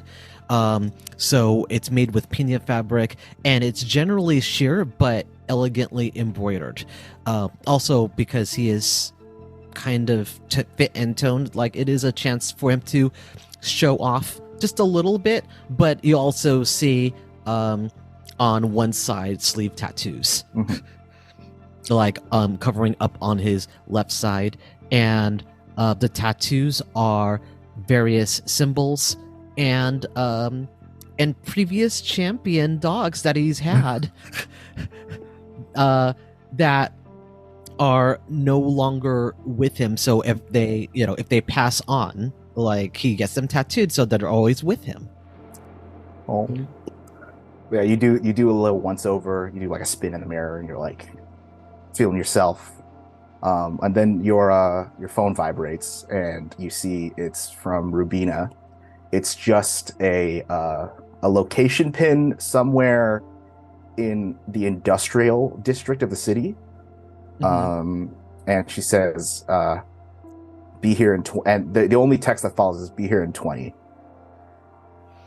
I look at the pin and try to calculate between how long it will take for me to get there and then when I can get to the dinner. When you as you calculate, it buzzes again. Come alone. Oh, okay then. Wow. So he just follows because there must be a good reason why Rubin is doing this. Okay. Cool.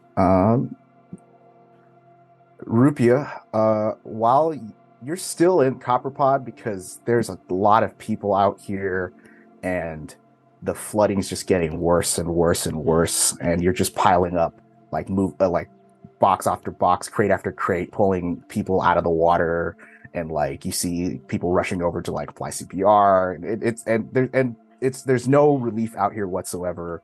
You're probably going to be late, very late. I think like my HUD chimes with the time. It's like, you want to start getting ready now. It's like, the fuck I do. And I just keep working. Yeah. Like, the job does not stop. It just doesn't ever, right? No. And I'm doing actual real good here. Mm-hmm. Roman, you get to the dining hall and you walk in right next to Orody. You check the time. It's 1950 hours. So like you look around, see that no one else has arrived yet. So it's just you and Ordy right now in the dining room with a bunch of servants. Eventually you see from the other side of the hall coming down like a set of stairs is the king consort and the queen all in like a quiet procession. They make their way to the table. Like Nathanson like guides the 80-year-old King Vaisune II over to the chair at the head and like sits him down. Queen Chai says like, please sit please. 2,000 hours hits, door closes. When they come, they come. So yeah, you're sat at a long table. It's a heavy table, made almost entirely of heavy marble, and servants begin delivering you platters of sticky rice, pickled vegetables, fatty cuts of duck, seared to perfection. It's very lavish. It's very kingly as it would. And the meal starts very before the meal starts. It doesn't start until all the food is sat on the table, and there's the whole custom of like the eldest is served first. So you see your stepdad gather up a plate for the king and like present it to him, and the king's like, okay, let's eat. It's a really quiet meal. Like everyone's in deep contemplation. Roman, you especially, because you came to Chao Phraya with different things in mind than everyone else here. So you're trying to like figure out how to work your exit in.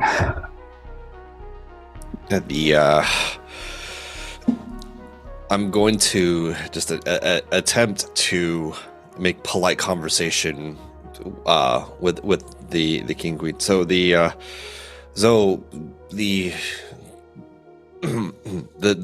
day to day here is, well, aside from earlier, things have been okay. Your grace, is that correct?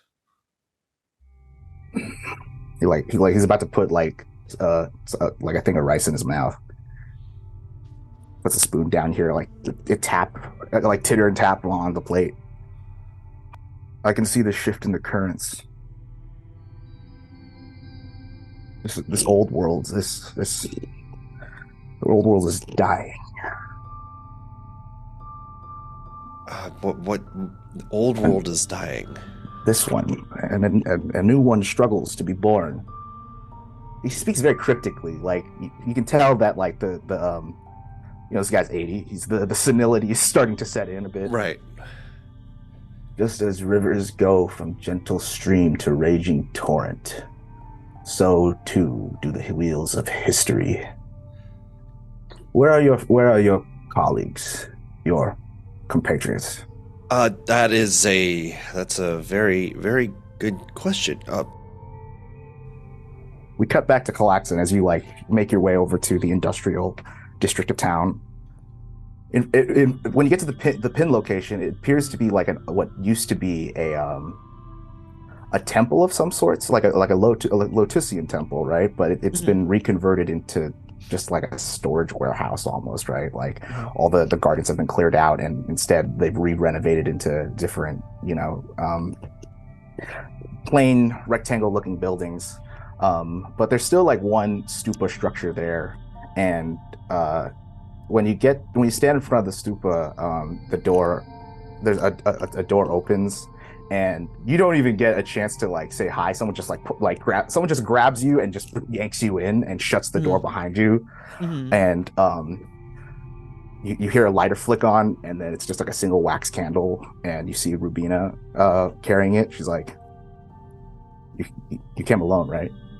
Yes, and Okay. this needs to be fast because I'm already going to be late with the dinner for the king. And she begins walking you down toward like a set of stairs into the ground. It like spirals on its way down, which is like strangely out of character for Rubina. She doesn't seem like the clandestine type. She's most of the time she's just like all business, all no nonsense, right? So the amount of secrecy that she's carrying about this is foreign to you.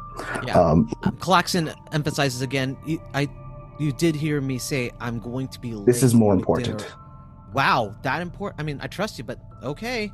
You get to the bottom of the stairs, and she knocks like a sequential knock, like a secret knock, right? You hear several electronic locks disengage, and the door opens, and she walks in, and you see there's a massive underground hangar of PC, of rows of Sensei class PC, the standard frontliner chassis for like the Chao Phraya military, right? And they're in the colors of like the Chao Phraya Royal Marines, and there's also a group of people you recognize from court, like nobles, Than Nong, and merchants, and Rubina, and the face you first recognize is Archduke Saravan. And he's like, he's here. Great, we can proceed. And Rubina like puts the candle on nearby, and she says like, Archduke Saravan has a business proposal for us. Oh, and like his mouth is grinning really wide because of all the kisi that are just in this warehouse, and he's kind of geeking out, going, that's a standard, that's rare. Oh my god. It's like they have a whole army down here. They have a whole army, and so he's kind of geeking out, and he's, still doing the appropriate etiquette. With the Archduke, but he's going, oh my god, whoa. Like he's never seen a single place with as much kisi that wasn't a Than Nong or military operation. We cut back to the dining hall. The king looks at you already. He says like, I fear the conclusion of my time on the throne is near, my daughter. Your sister saw it and she made her choice, and because I love her, I allowed it to happen. She's not coming back. Where is she? Are you familiar with the story of Prince Gautama? Yeah. Yes, yeah. That's so she's roaming the countryside learning how to suffer? Your mother like Tiss like you got to pay better attention at seminary school. Like, I do. Okay. She thought that the wiser path was not the one of a ruler. Okay, so by ergo, the wiser path was to make me the next person. I'll be perfectly honest with you. Like your mother says, like this. She like points at like everything in the palace, the whole monarchical structure is like this is too much for one man. This is too much for three of us. We're overwhelmed. I do not see how I am going to make that better. How any of this, her leaving and putting me in charge is going to make any of that better. You saw what happened to the throne room. It's way worse. It's only going to get worse. Nathanson speaks up. Is like he's about to say something, but then he says instead he like pivots to the subject of Grandma. He says, "So Kuntilanak. Legends say that the Corvid is the herald for you know about Bakat Din, yeah? Oh yeah. We called for some help from a family friend. So just he like waves at the door. And the attendant's like, he'll be just 1 second. I was like, okay. You were saying something, Sir Seraph. Did you?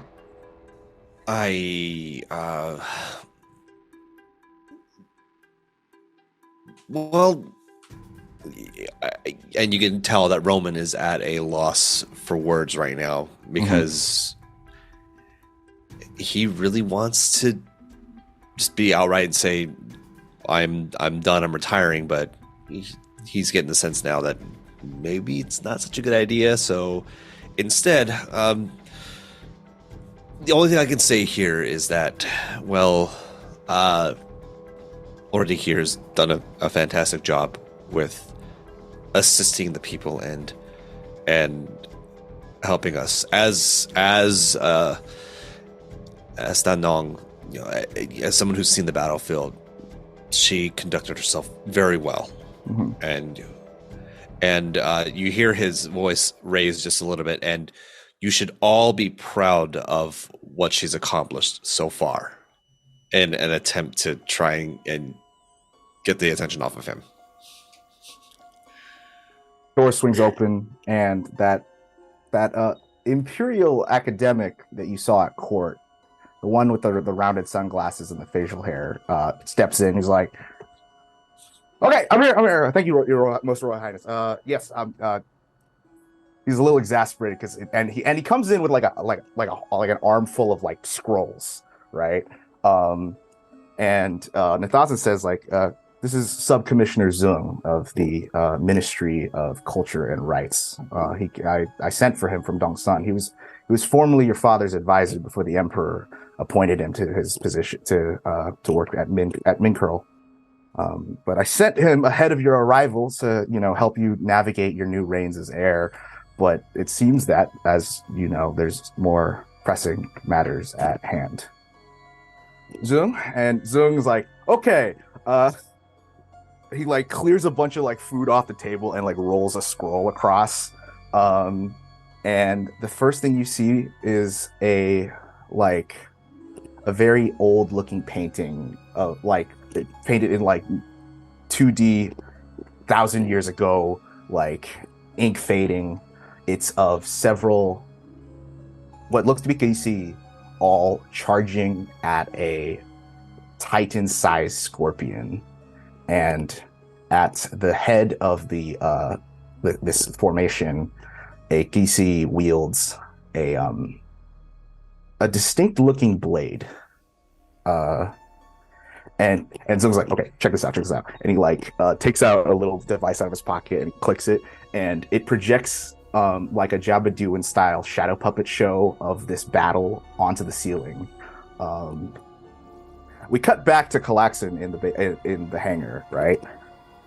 Archduke Saravan approaches you, callax'an first, like, thank you for joining us, Lord Bulaklak. Your sister has chosen the right side. I hope you can also see eye to eye with what we are working towards. I admit that this will be very difficult since less than 2 hours ago, all of you caused a commotion and the 4 of us were targets. So this you were not a very, target. very... You were, just to be clear, Lord callax'an, you were not a target. Like our grievances are not with House Bulaklak. If anything, you are a newfound ally in our cause, especially now that your sister has pledged her resources to our project here. I look at Rubina to kind of read her face. Rubina, placid, neutral, like, but then like, but when she like make eye contact with her, she like, like bobs her head a little bit, like. And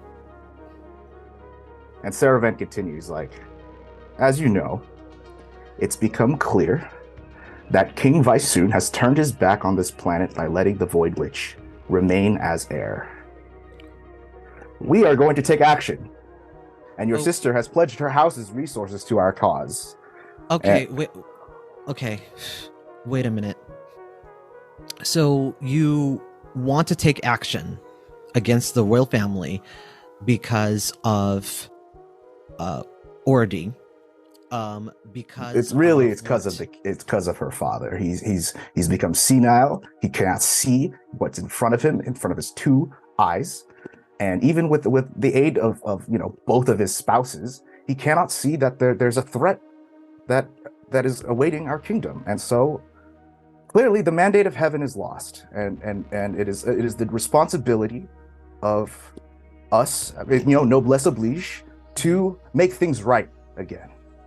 So, if I may venture something here, if there are situations here in Chao Phraya that were already a problem long before Ordi was here, I can understand that.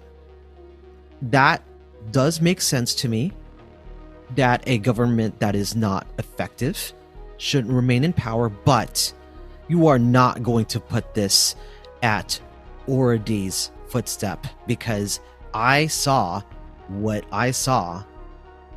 No matter how everyone reacts to the Gunma, the fact is you don't shoot the messenger, and it would be the wisest thing for everyone to prepare. If you are all willing to try to prepare for the Gunma coming, then I will consider this.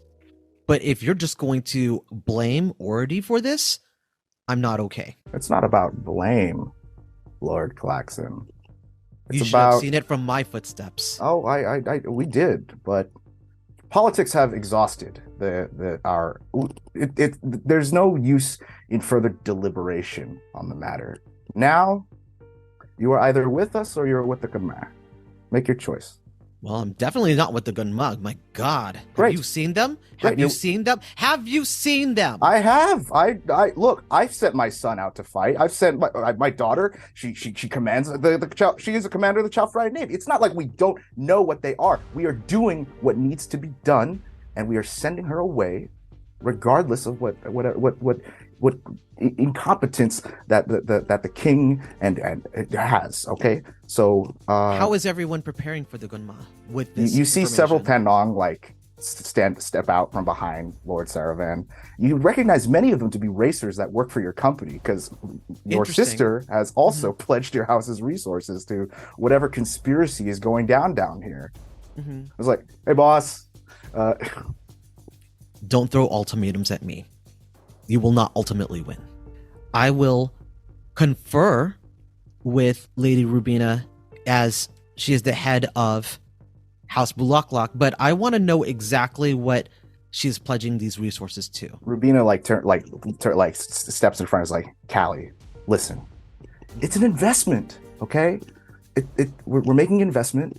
The Lord Archduke has promised us a whole portfolio worth of tax credits and a large chunk of House Vuong's personal assets as a bonus on top once we requisition all of that. And you know, we do. And you could treat your dogs to Wagyu and champagne and massages all day, every day. I can get our checkbooks back in the green. I don't have to sell any of mom and dad's businesses. This is good. This is what's so bad about a little clue, you know? So it's not. I mean, Rubina, first of all, how long have you been doing this deal before I even knew about it? And secondly, why would you make this kind of financial decision without telling me? I'm telling you now.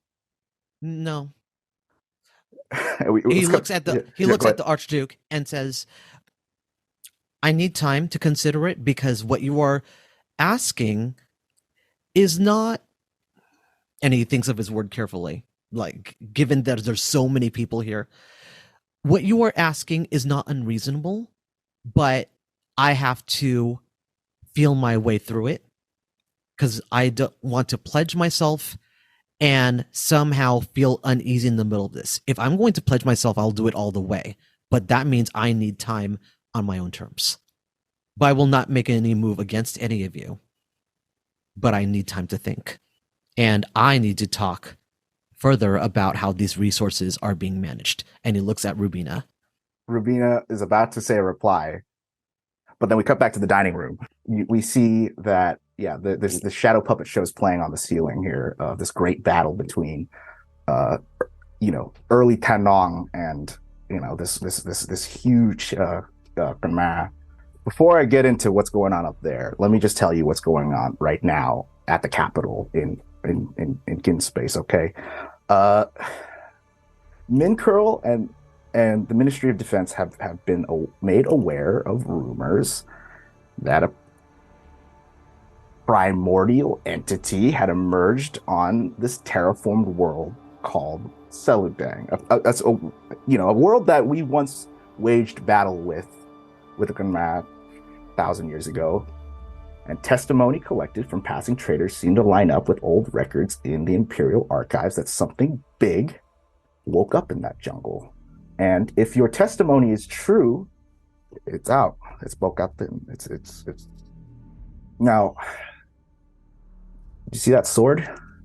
That's Chandrahasa, the sword of Ravana, the Prince of Demons. The same one used by the same demon prince at the Battle of Lanka against Rama in the legends. The Than Nong needed a demon's weapon to defeat the scorpion demon. So if Bakaptin's out, the sword is also out, and it's in play on the board.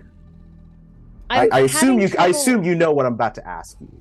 I do. I feel like you're leading to something that sounds crazy. I feel just call it a sixth sense, but magic demon sword. I said, as someone who fights ghosts regularly, yes.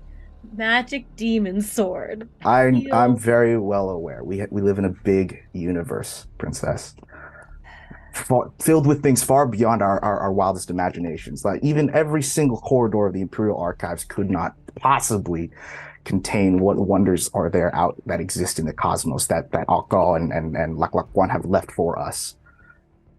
And you hear your mother speak. I was like, a sword is a noble weapon, Oradi. And if you're going to prove yourself to these people... No, I get it.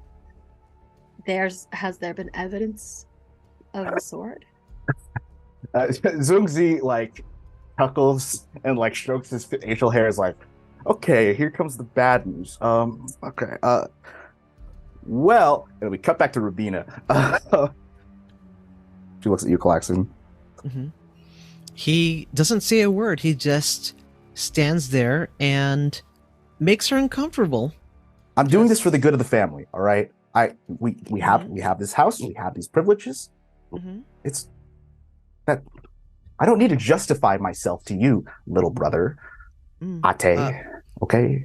But you do, because it's still my racing company. Treason? You're gonna call me what? Oh no, this is not treason at all. we're not going to use that word because there's no treachery here. This is simply a business decision, like all business decisions, and I get, but in any of those cases, you still ask the person who holds that what particular interest. the leashes of a bunch of mutts and goes to pageants and thinks they are not mutts. They are championship dogs. Look, callax'an, if you want to go home and like think on this decision, sure, fine, go ahead. Yeah, I've committed already. You can just sign on. It's not that hard. Rupi'a, that is exactly what I want to do. I want some time to consider it. That is only fair. Like, I imagine, and looking at the Archduke and everyone else here, I imagine that all of you thought long and hard before committing to the actions that you're about to commit to. None of you decided that this was an easy thing. And I realize in my head, that's probably a lie, but I need everyone to think that they really thought about it. Go ahead and make a sway check. Are you like directing this at the crowd? I am directing this at the crowd. He is performing a little bit. Yeah. So I will use my spark. Incredible. Yes, because this is important enough. Yes. So go ahead, go ahead and add a die to your sway check. All right, and I have 2 points in sway. Oh, and you're gonna pop Regent's Brilliance. Regent's Brilliance. Okay. All right. So how is you being impressive going to contribute to this? Like, are you gonna like throw in a little, or are you gonna like address your fellow racers directly first off, and that's like how you how are we applying Regent's Brilliance here? Because it's got to have some flair. So what the flair is that because there's a whole warehouse of Than Nong and senators and people with Kisi, right? Yeah. This is essentially a different version of the throne room, and he's the center of attention. He realizes that he needs to perform in a way that gets everyone to back off pressuring him personally and allowing him to make that decision and coming that to on his own, so that they don't attempt to harm him or do anything to him if he says no. Right now, he's just trying to elegantly save face of everyone, which I realize is a very high quality among all the nobles. He's trying to save face by gently refusing, but actually wanting to consider things. So that is what he is doing. That's why this way check with Spark. Go ahead, roll 4d6. Okay, all of my rules have sucked for today, so let's see. Let's see what we got. That's a 5. Yep. No, you said 4d6. It's through 4d6 because it's Spark and Regent. So roll one more. Oh, okay. Yeah. Plus one more. Okay. Oh, whoops. So I typed that wrong. And yeah, so a 5. Okay, it's a 5. Mhm. You succeed.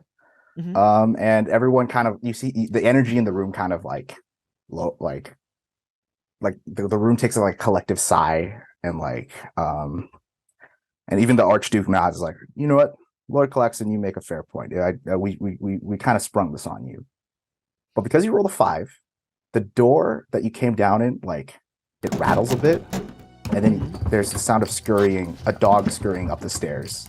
Mhm. And Rubina looks at you like, I thought you came alone. She and the Archduke like glances over at some armed men, armed Than Nong with like swords, and he's like, and they charge up the stairs. And is it Miss Misfit? You didn't see. You heard the door rattle, and you look, and because you're the dog owner, it does sound like her paws. Yeah, I would come alone because that would be really, really wrong. You hear a young girl's voice say, "Let go of me! No!" And is that Hope? And coming down the stairs, the armed men are holding Miss Misfit by the scrub, and they also have Hope behind like a blade. And it goes like, he just says, "Excuse me," and then he runs over to Hope and says, What are you doing here? I was trying to return your dog. I saw you leave, and I was trying to chase after you. Whoa. Like, this is, first of all... Lord Sarah's like, we can't have any loose ends. Can we do something about her, please? Somebody? Do you know... And he says, so the thing that we're going to do is I'm going to escort her to her dad and tell them about the inappropriateness of barging into meetings. That's it. And then he immediately excuses himself and grabs Hope, grabs Miss Misfit, and then he leaves. You make your way as you make your way up the stairs. Mm-hmm. We cut back down to the basement, and Lord Servant looks at Rubina and is like, "Okay, we're moving our timetable up. Let's go."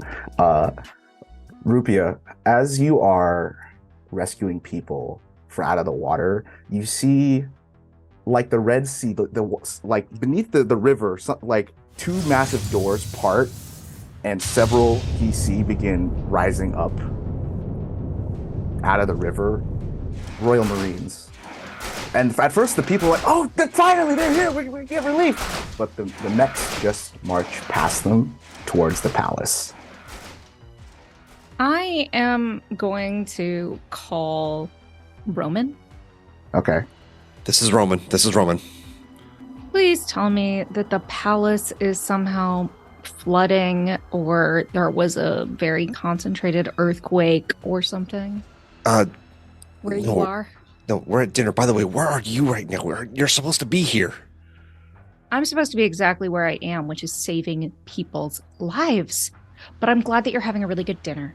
Whoa, no, I'm sorry. I didn't mean it like that. But wait, saving. But what's my going on? point is, thought I'd give you a heads up that there are a lot of Kisi headed your way.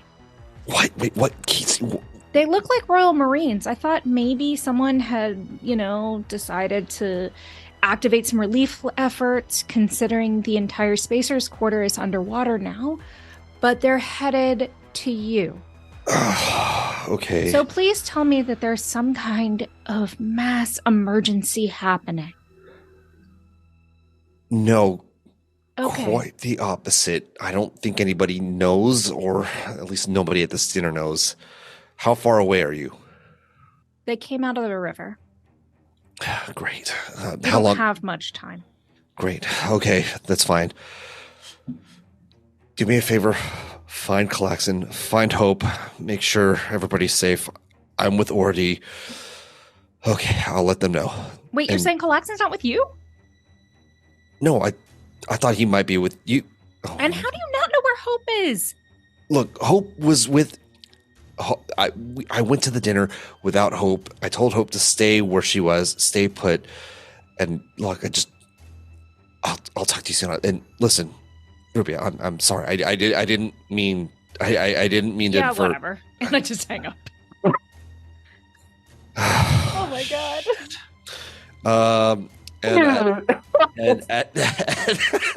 And at that, Roman's gonna go right back into the dining room. He's gonna beeline right for Ordy. We have a Already has situation. been stuffing her mouth to keep from yelling. We have a situation. That was Rupi'a. Rupi'a's saying there are Kisi headed here. Royal Marines, apparently. Do you say this loud enough for like the king and queen and king to hear? I'm whispering to Ordy. Okay, gotcha. Okay. Yeah. Why? That's insane. Apparently, very, very insane. And then you hear his voice raise up a little more. It's insane that, and it's no longer directed at Ordy, but it's within earshot of everybody. It's insane that Kisi are headed here in this direction. Royal Marines, it sounds like. Yeah, and already looks at. Like she at first, like your mom, Chai, she's like they're probably running a drill or something. It's fine. No, look, Zoom, please continue. And like business as usual. Zoom's like, right, okay, so Can we not send somebody? like, and your stepdad Nathan's the king consort. He's like, it. I'm sure it's fine. Look, Commodore Prida is, as much as I could say towards our mutual history between our houses. I completely trust her judgment in whatever military actions that she's doing, especially in preparation for the if you say that the Conmar or that the entities are coming, then it's best that our forces be prepared. You have a part to play. We have a part to play. So, Zun, the sword, and Celadang, yes. And Zun's like, yes. So, Celadang, yes. The imperial bureaucracy has been very well aware that lockup Thin's been allegedly out there. So they charged a commander Min Fung. And Roman, you recognize the name Min Fung. He was your commanding officer during your time as a Than Nong. His call sign was Maestro, and you specifically remember him shouting, "Charge, advance, leave him!" When Francis was dying in your arms. He's an effective commander, but he wasn't exactly the most compassionate. But you just make that note in your head, right? I was like, yes. So the Emperor charged Commander Fung to assemble a force to go to Celadang, locate, lock up, and neutralize the threat. He's MIA. He got there. This is the shit I hate most about Ministry of Defense guys. Sorry, can I just rant for a second real quick? So as he's ranting, Ority's going to take her phone and just message rupi'a under the table. Got your call. No idea what's happening. And I'm supposed to? It's whatever it is, it's not gonna be good. Maybe, come out from behind your gilded cage and see what's actually going on around you.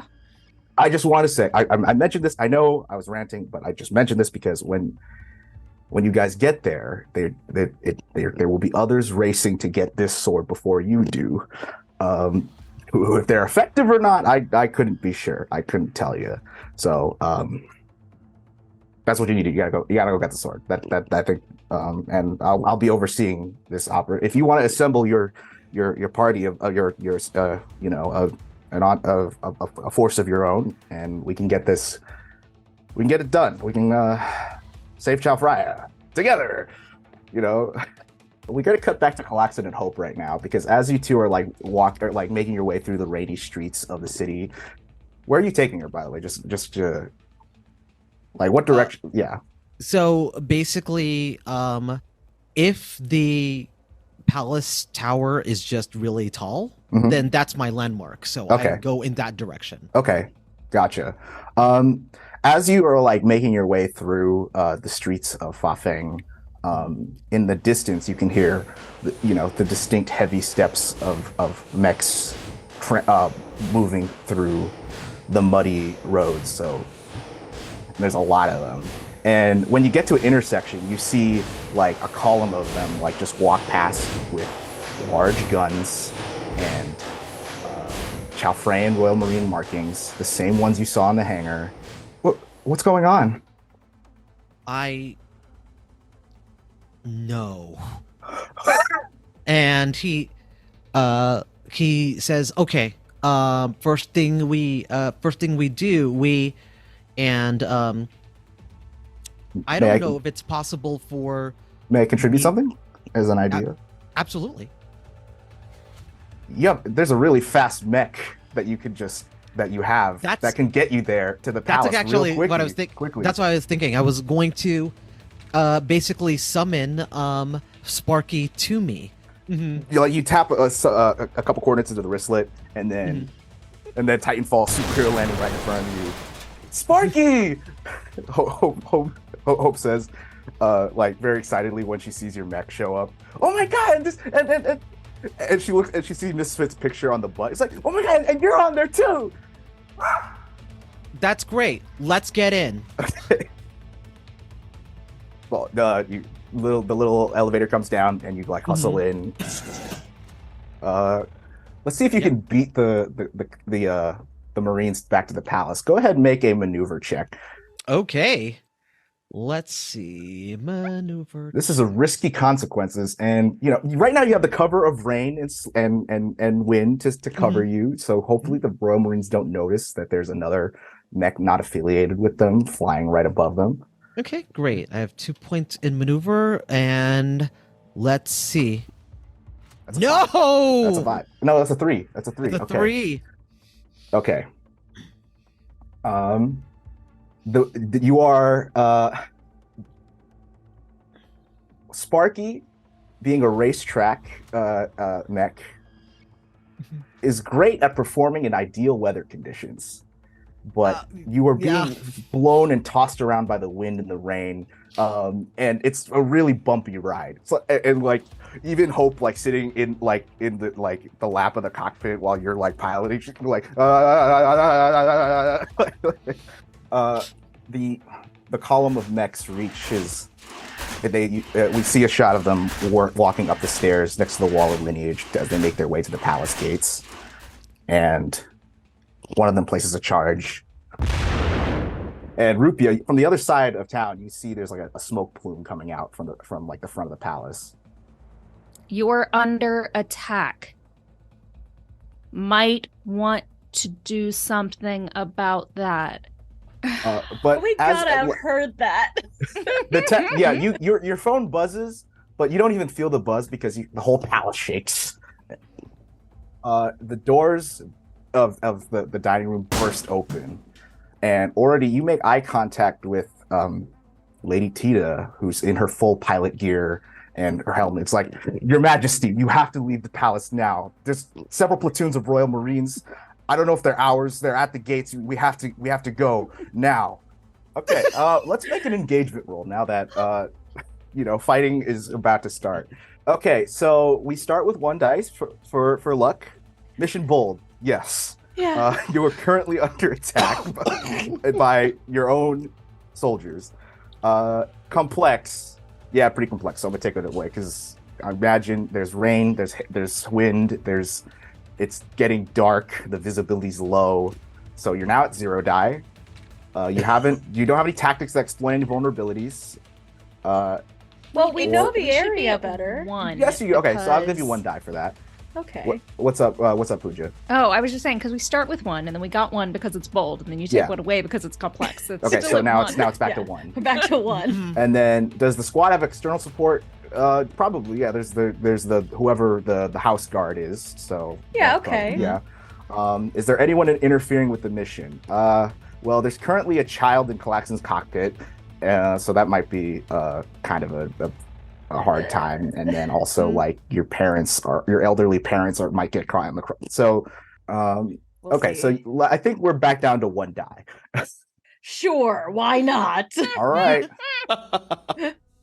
I'm only at 7. What am I? 8 stress.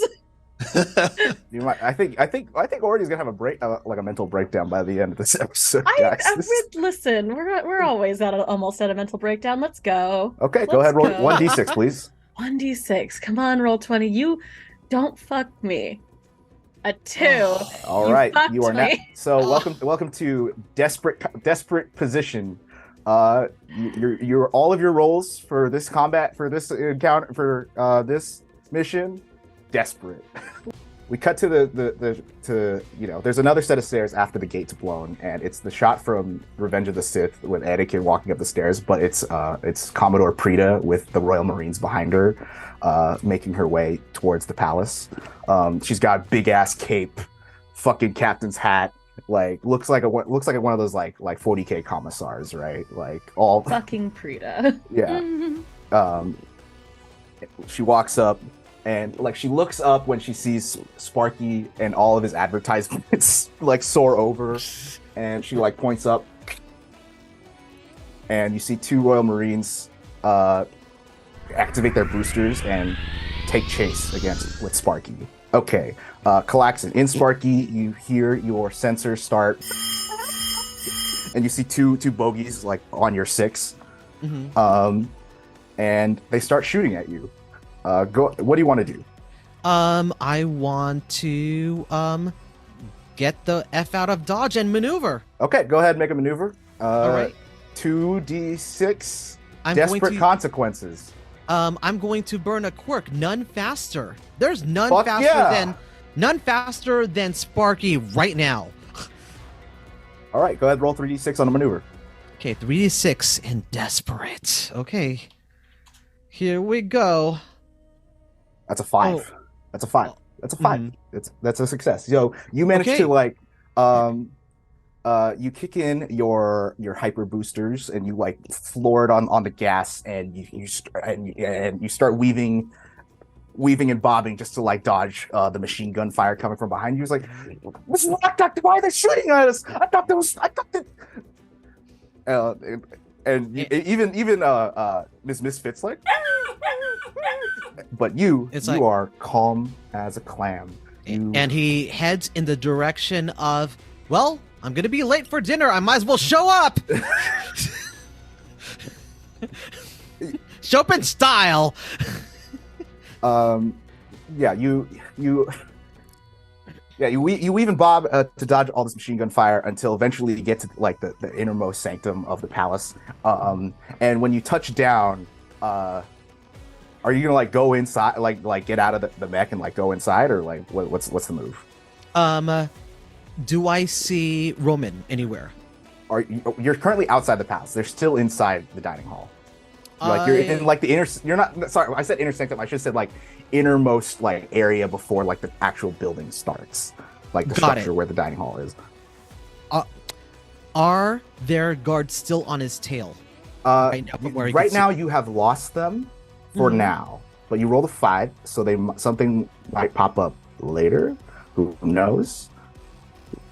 But right now, as far as callax'an can see, you like you've got enough distance between them and you and the Marines that they shouldn't be a problem for like the immediate moment. All right, then now is the time, while we got some time to breathe, to get out of Sparky with Hope and Miss Misfit, and basically try to head towards dinner where I assume everybody else is, to just make sure that let them know what's going on and to reunite Hope with. So because you rolled a 5, as you get out and you like make your way up the stairs, a bolt strikes one of the nearby pillars and separates you and Hope. Like, and she's like, her and Miss Misfit's like, I don't know how to get around. Look, Mr. Block, go get my dad. I'm gonna go find shelter. callax'an immediately gets on his phone to contact Roman. While you're doing that, you see Hope run off, and you also see in the corner the Archangel is parked like in like one of the nearby alcoves, and you see Hope running towards it to presumably take shelter in there. Oh. Okay, I mean, like he's going to report that when he's able to talk to Roman. Yeah. Roman, your phone rings again. While everyone's like in the dining room, like, okay, like Tita's like getting some attendants to like pick up the king and try to like, and they're like looking at maps of the palace. It's Roman. What's up? Hey, it's callax'an. So, Hope was following me to a meeting, but I delivered her here when we were going to go into dinner real late with Hope and Miss Misfit, and a broken pillar just blocked us off. So Hope is trying to take shelter over at your Archangel right now. I cannot get to her, but I'm coming to you right now, just letting you know. Hope is going towards to the Archangel for shelter, but I can't get to her. Okay, that's fine. Look, thank you for taking care of her. Get here as soon as you can. And callax'an, thank you. Yep, running to you. Apologize to the king. Sorry for late dinner. Yep. Okay. And all right, now that I've got the call, shit, Hope's here. How far away is the Archangel from where I am now? You gotta go down the hall, make a left, go to the primary exit. You'd be in like the innermost courtyard, but then the Archangel's parked on the other side of the field. It's gonna be about Also, like, you're a little lost. You did not get the tour. So, Okay, if that's the case, then perhaps I wait for callax'an to get to us before I go after Hope. That's not a good thing, but not a bad. And yeah, okay, yeah. God, these consequences suck. Okay, God damn it. Okay, all right. Hope knows where the Archangel is. She'll be fine there. She's smart enough. Okay, we can wait. Let's get callax'an and then wait for him. And then at least we'll have enough people here to protect what's going on. Jesus Christ. So Roman's going to go over to Ority. So it's true. Like, what the hell? Like, we're under... What's going on? Listen, I'm trusting... I kind of like look over towards like... I obviously people are taking... Are people taking care of the family? Yeah, the people taking care of the family. Okay. Yeah.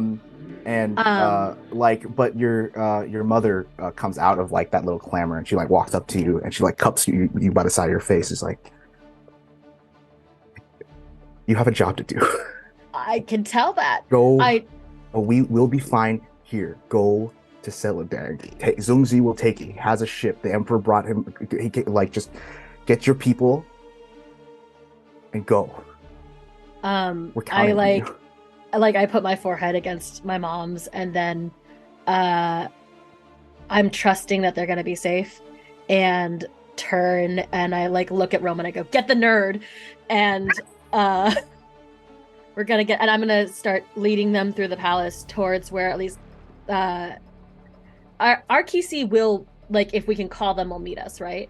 Yeah, more or less. Yeah, like I assume every Than Nong has like the tech to like summon it. Yeah, like a remote. Yeah. So yeah, I'm gonna start running towards where I guess where kra-su is also stashed, and which hopefully is near where the Archangel's stashed. Completely different places. It is. I'm gonna call the kra-su, and we're gonna head. Hey, you rolled the 2, okay? I know. I'm gonna call the kra-su. I'm gonna head to the Archangel, because that seems to be where Sparky is anyway. Yeah. And if I can set it to come at the most direct pace, if she needs to blast through a wall, I need her to do that. Go ahead, roll a interface check. Don't make me roll. I'm making you roll. All right, let's see. Interface check is 0. So roll 2 die, make the lowest. Take the lowest. Okay, That's it's a 4. Yeah. Okay. Usually she's pretty good at getting to you when you need her, but you're like tapping, like, where are you? And when you get out to like where, like the hangar, or like at least like a door out to like, when you open the door, you see there's a Royal Marine already looking in front, and you stop in place, like, stop!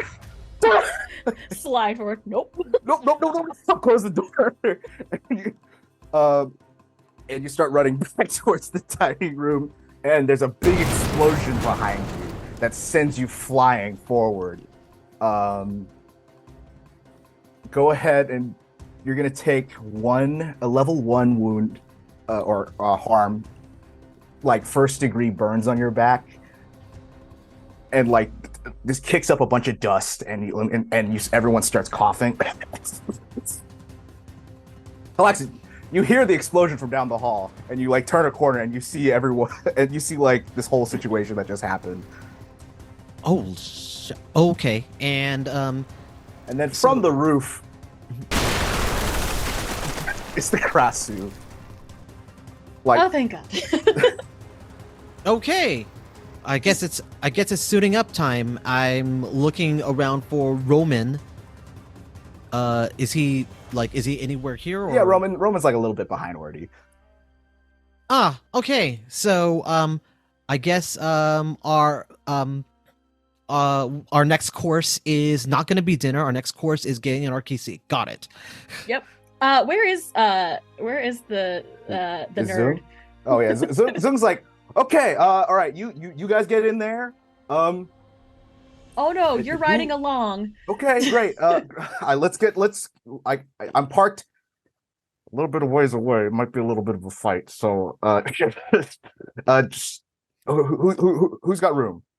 The kra-su's chest opens, and I'm like, for reasons we're not going to get into right now, there is room for 2 in there. It's an honor, Your Majesty. And he like Get in the fucking mech. I'm going. Get in the robot. Rupi'a, are you like making your way to the palace right now? What's going on? What's I think once I like have this exchange with, then I realize that they're under attack and that we don't know where Hope is, and who the hell knows where callax'an is. And I'm like, fuck. Am I seriously going to stop what I'm doing to save these entitled bitches? Yes, I am. So I like get as many people like it's like, okay, no more stuff is getting moved to high ground. As long as there are no more people in the water right now, y'all need to deal with this and just leave. Right. So you make your way to the palace. Like you activate Copperpod's boosters, and you just go soaring straight towards where the action is. Right. And you see that there are more. Yeah, you see that as you're like flying over. Like the situation's starting to get dire. There's like house guards are like getting into melee grapples with the Royal Marines, and like there's gunfire going off. There's like shit blowing up. There's rockets being fired. It's a war zone. It's definitely not gonna be a bloodless coup. That's for sure. What considerations is Rupi'a making right now before she gets entangled in all of this? Right. Honestly. Okay, so here's where Rupi'a is coming from right now. Okay. I care about four people. 3 pilots and 1 hope in there. So I am going to take the most direct path to getting to them. Okay. And really, one bloated and corrupt noble house is the same as another. Because it's not like any of them gave a fuck what was going on outside these walls to begin with. As I have just spent like hours watching people's lives get destroyed and people dying. And literally no one coming to help. Like, so I'm gonna find my people, and I literally don't care what happens along the way. Great. So when you want to find are you making a scan check to like locate them? Or yeah, let's make a scan. Okay, cool. Go ahead and make a scan check. You got 2 points. Desperate position. Things could go really badly. They could. Let's find out if Roll20 hates me again today. And it's a 5. That's a 5. Not bad. It's not bad. That's not bad. Okay. Yeah, you spot. Okay, so you do a scan of the palace as you make your initial approach, and you see that tactically there's not many advantageous positions for you to like go in without drawing fire, right? Because you already know, like the Royal Marines are already engaged with the House Guard. And because you are not, your mech is not in their colors, they're gonna assume you're hostile. And the other thing that you notice, they're like you try to pick up the signatures of like your comrades' mechs, right? And you see kra-su's there, you see Sparky's there. Roman's at the palace, but where's Archangel? That can't be right. Either way, you plop right down in the middle of the fighting, right? And you see the group kind of like making their way out of like the through the crossfire, right? Sparky's active, kra-su's active, and they seem to be heading towards like the area of the palace grounds where the royal family keeps starships. And just when you catch up with them, you hear, guys, and the wings of the Archangel like like pop up from like the backside of this building. It's glowing, it's radiant. I don't know what's happening. And you see a bunch of Royal Marines look up. We got hostiles in the air. All units, keep an eye on that Concorde. That thing can shred us apart. And guns start going. Okay.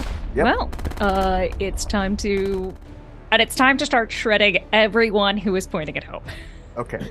So Do you want to push yourself and keep acting, or shall I move to the next player and then come back to you? I'm gonna push myself and keep acting. Go ahead, mark 2 stress. So I'm going to roll battle, and I'm going Desperate consequences. Don't forget. Desperate consequences, and I'm going to use my ominous appeal. I'm going to use aggressive targeters. Great. In order to pick out the ones who are like have the best shots on Archangel, to take them out. So it wasn't 3 1s, but it was a 2, a 1, and a 2. So that's a 2. So describe to me how you're going about your attack tactic real quickly. So what's Copperpot doing as it engages with the Royal Marines? Let's say that I was coming in with the sword, to attempt to like take out weapons control from the back. Yeah. Okay. So Copperpot draws a sword, and to the best of your ability, you go in, and before you could even get a hit on one of the Royal Marines, another mech's arm catches you by the wrist, and the camera pans over, and it looks to be, and Orody, you're seeing this too from your, just like you see Copperpot land and start to attack, and then it's almost as if this mech like totally decloaked and revealed itself. It is the conquered Otokata, Kanawa's mech. And he's like, Kanawa. I wouldn't do that if I were you. That's a 2. I'm so sorry. This is gonna be real bad for you, Rupi'a. He rips the arm off of the Copperpot. So you take level 2 damage. You're down in your good sword arm, right? And They're all my good sword arm. Oh no. It's also a good point, but still. Yeah, he rips it off and he bashes Copperpot across the head with the arm, and Copperpot like goes down right away. Hey, look, baby, I'm trying to be king right now. Give me a second, let me finish this. Maybe we can go out sometime, all right? All right, he turns his attention. All right, who wants to dance? Can I try to resist any of this? You may. Go ahead, and you have to burn a quirk to resist. So which one do you want to burn? Ominous appearance. Okay. Let me just double check my resistance reference sheet here. I think. Okay, yeah, you burn it. Okay, go ahead, roll. Since you have 4 ranks in expertise. You have 2 ranks in expertise, so roll 2d6. 4. Copperpot still goes down. You still get bashed across the head. I won't add another level 2 wound of like head trauma to the mech. How's that? You're down enough. Is that cool? Okay. Great. And it's still. And then go ahead and then? add 2 stress as you just because you're in Imperial cockpit, you felt that blow. Your head's ringing. Your ears are pinging. Like you feel like you're concussed right now. You're like. Anyways, Orody, you hear your brother's familiar voice saying, "Who wants to dance?" on the loudspeaker. He's even playing like the world's most awful dubstep because it seems like it's hyping him up for this fight. So here's the thing. Yeah. I have precious cargo in the form of this nerd. But also my brother sucks. And I really want to punch him a little because it's been a long day and I'm stressed. And I think like the kra-su looks like she's about to like launch to get to the ship. To Zung's ship, yeah. To Zung's ship, and it like turns as like on Orody's monitor, like a ping shows up with like target lock. with the Otokata like call sign like showing up on her like HUD. Yeah. She sort of like swivels around. Zung's like, no, what are we doing? I thought we were getting out of here. What Oh. Your Highness, please be reasonable here. Look, and where is where is the copper pod's arm with copper, the sword copper, like he's like Otokata is holding one arm right now, still like as like a bludgeon in one of its arms, with the sword like kind of hanging, like the sword falls man. to the ground. I was gonna use that. Cool. But yeah, like already turns around in kra-su and just calms back, like, what the fuck are you doing? What? I make deals. All right, What? sister. Okay, look. I rose, I grind, and here I am, making my way. Started from the bottom, now I'm here. I'm one of the good ones. Archduke Saravan told me. Oh god, everything that comes out of your mouth is stupid. You're stupid. Wanna go?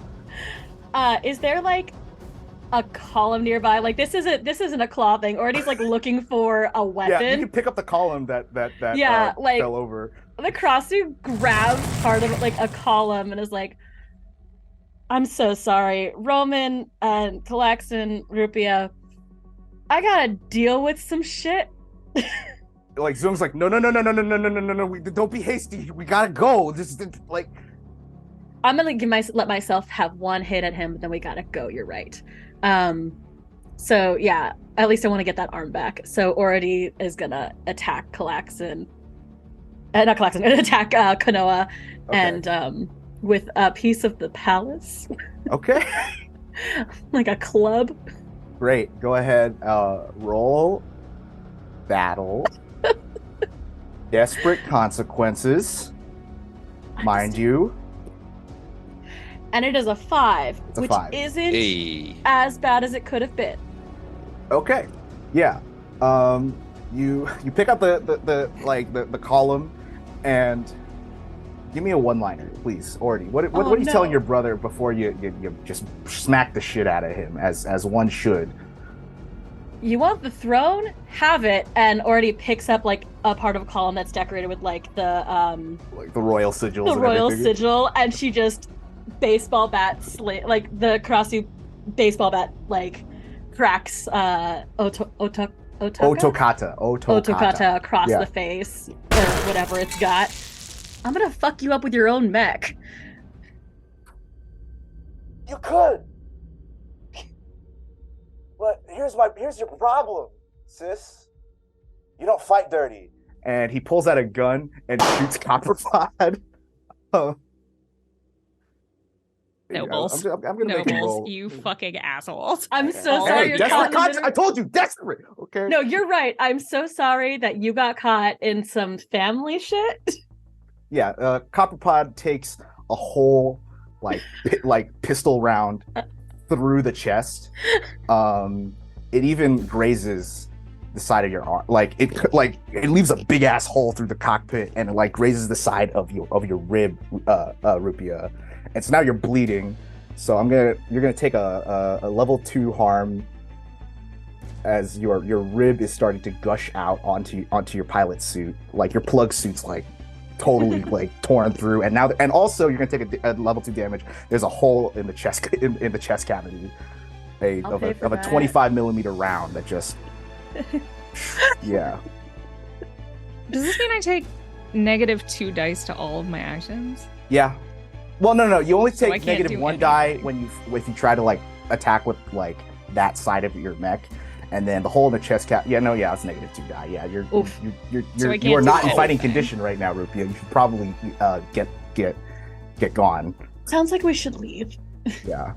All right. Well, I just made the situation worse. If anyone else wants to try something else. Roman, you're looking up at Archangel, and it's just like zigzagging willy-nilly around. And you even hear on the comms, ah! Does Hope have a cell phone that I can call? You call it. I'm calling Hope on the cell phone. Dad, she just started up. I don't know what to do. Okay. Kid, all right. Hope, honey. Okay. First thing to do, don't hit everything. If you hit everything, she's going to do everything. And you're not going to be able to control it. Okay. Try to see, are there try to see if there are any levers nearby your hands. Those should be what you need to use to at least get the arms and the upper torso controlled. Do you see those levers? Roll a sway check. Like how? Like this is just to see how well across this gets across to your kid. All right. With 1 mark in sway is how much? It's 1d6. Desperate consequences. It's 5. Okay. So she's like, okay, all right, I'm going. She like grabs onto some, and you see like the archangel start to stabilize, right? Cool. And then, and she's like, okay, I think I got it. And then the familiar, those like little yellow trails bullets leave behind when they get fired. You see like a chain of those fire off into the sky and strike one of the wings, and then she starts spinning again. And right before you can even say another thing, you feel a hand on your shoulder pull you, and it's Lady Tita in her pilot suit. She's got her helmet on. She slams a key into your hand, and she points down to a nearby mech, one you recognize. It's in the mothball pile, but it's got tiger stripes. It's a Sensei model. It's the Apolaki. It's Francis's mech. Go get your kid now. Right. Okay. Thank you. Well, Roman, you like rush over to your old friend's mech, right? Right. And you like flip it open, you kick it in, and you remember that prayer you made at the wall, and you said like, "Look over me, old buddy," and there he was. Right. Okay. Even after death, your little brother on the field is still with you. All right, I can do this. Let's get into the action. Okay, now that I'm in Apolaki. Yes.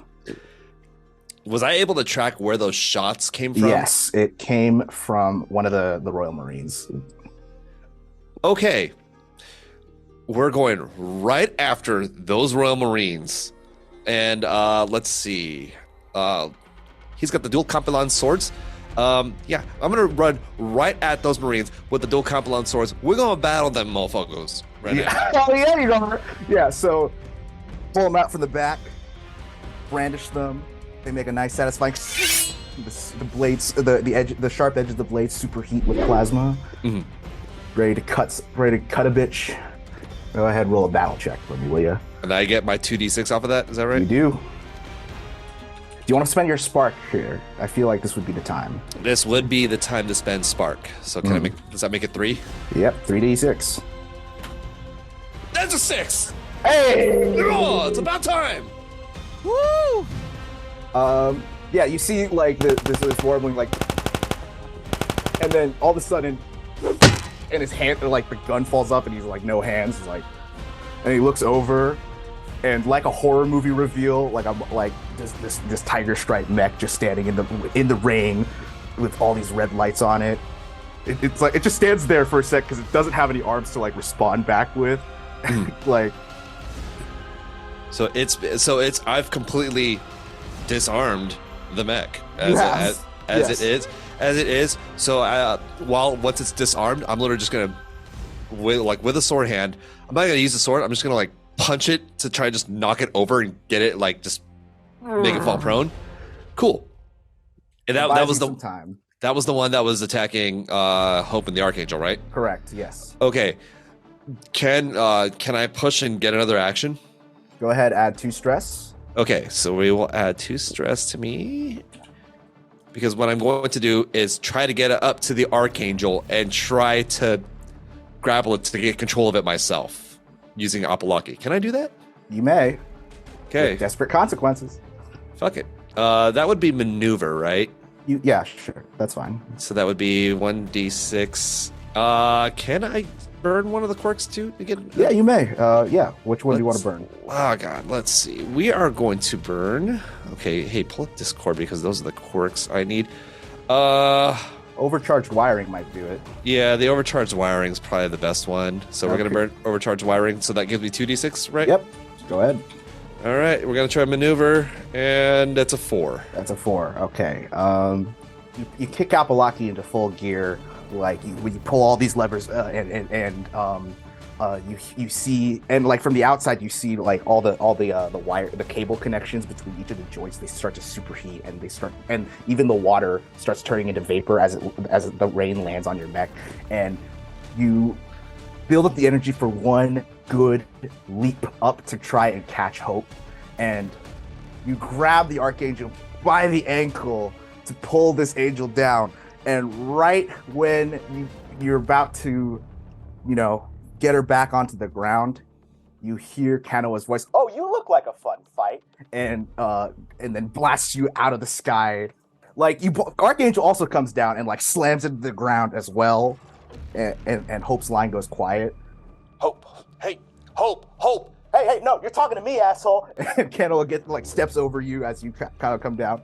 Come on, let's see it. You have made a big mistake. Oh, I think I've made just the right decision here, because I am about to have so much fun with you. Fucking excuse you. Like, still on the line, like, we're doing something. Me too. I'm like having fun with it. Why do you gotta have such a stick up your butt, sis? Like, can we go? Can we like? callax'an, you haven't gone yet. What's going on? All right. So callax'an's priority right now is trying to make sure that Hope is safe, and with like her like offline. Mm-hmm. I think callax'an's move is to just kind of like boost himself, grab Archangel, and just basically just get away from all the action, so that she is not even remotely a factor. Right now, she's not a threat because they just saw her like get pulled down. So we just need to get Hope safe. Yes. So he's going to just rush, grab the Archangel, and just get as far away as possible. Okay. So that is going to be maneuver, and I'm going to I'm going to add stress to add another die. You may. All right. So that would be 3d6. Are you? Ah! Another. It's the idea that it's the same exact roll too. Right? It's exact. Oh my god! Curse. Whoa! Like, So Sparky, the boosters fire up, and you try to make a beeline for Hope, but another company of Royal Marines breaks through the wall and like cuts you off and starts shooting back at you while you're like, and so it causes like it's the exact same thing as already in the door. Like you see like Sparky like suddenly backtrends, like no, like it's the Han Solo with a room full of stormtroopers thing. You turn headway. But you do catch some of your fire as you beat a hasty retreat, and it clips one of Sparky's wings. Go ahead and take a level 2 harm. It's getting real bad, guys. And you only have 4 ticks on the escape clock, and you guys got to get out of here. Rupi'a, your copper pod's on the ground. Yeah. Well, I'm gonna activate my. Obviously, like, fuck this guy. Yeah, fuck this guy. That guy sucks. And honestly, fuck this entire kingdom. I have no ties here. Honestly, why did I even bother? But also, seriously, fuck this guy. So I am going to jet over to the escape craft. I'm assuming someone told me that we were getting on the spaceship. I think I'll get on it and leave by myself. You'll have a ping that's like, hey, this is the rendezvous. Let's just start getting out of here. Except also, I really want to fuck up this boy. Good job. You did such a good job with that. As I'm literally bleeding in here. Sorry. So I am going to just like try to Get to the ship. do a boost jump over to the ship. Yeah, go ahead. I am going to use my blinding boosters to also hopefully distract/blind the dude on the way out. Yes. And use my spark to do it, because otherwise I literally won't have any dice to roll. All right. Rupi'a, pick a god and pray. I'm so sorry. Oh, but apparently at least getting away works. It's a 6. It's a 6. Yeah. You copper pod Because you have such good chemistry, Copperpot, it senses that like, oh yeah, we gotta go, and with your combining adrenaline and also your chemistry with your mech, it makes a fucking beeline, ducking and weaving through the missile fire and gunfire and boosting through the smoke before getting to the ship. I like to think that like from the ground, and I'm there, and kind of like one of my remaining arms is clutching this side of my mech. It's like this like spring leap, but the boosters are all, it turns out like there's a whole set of boosters along her back that don't normally come into play. So as she like jumps up almost like a runner's jump, except like she's really fucked up and doesn't look like it. It's like these jets come out and it's just like a blinding light to anyone she passes.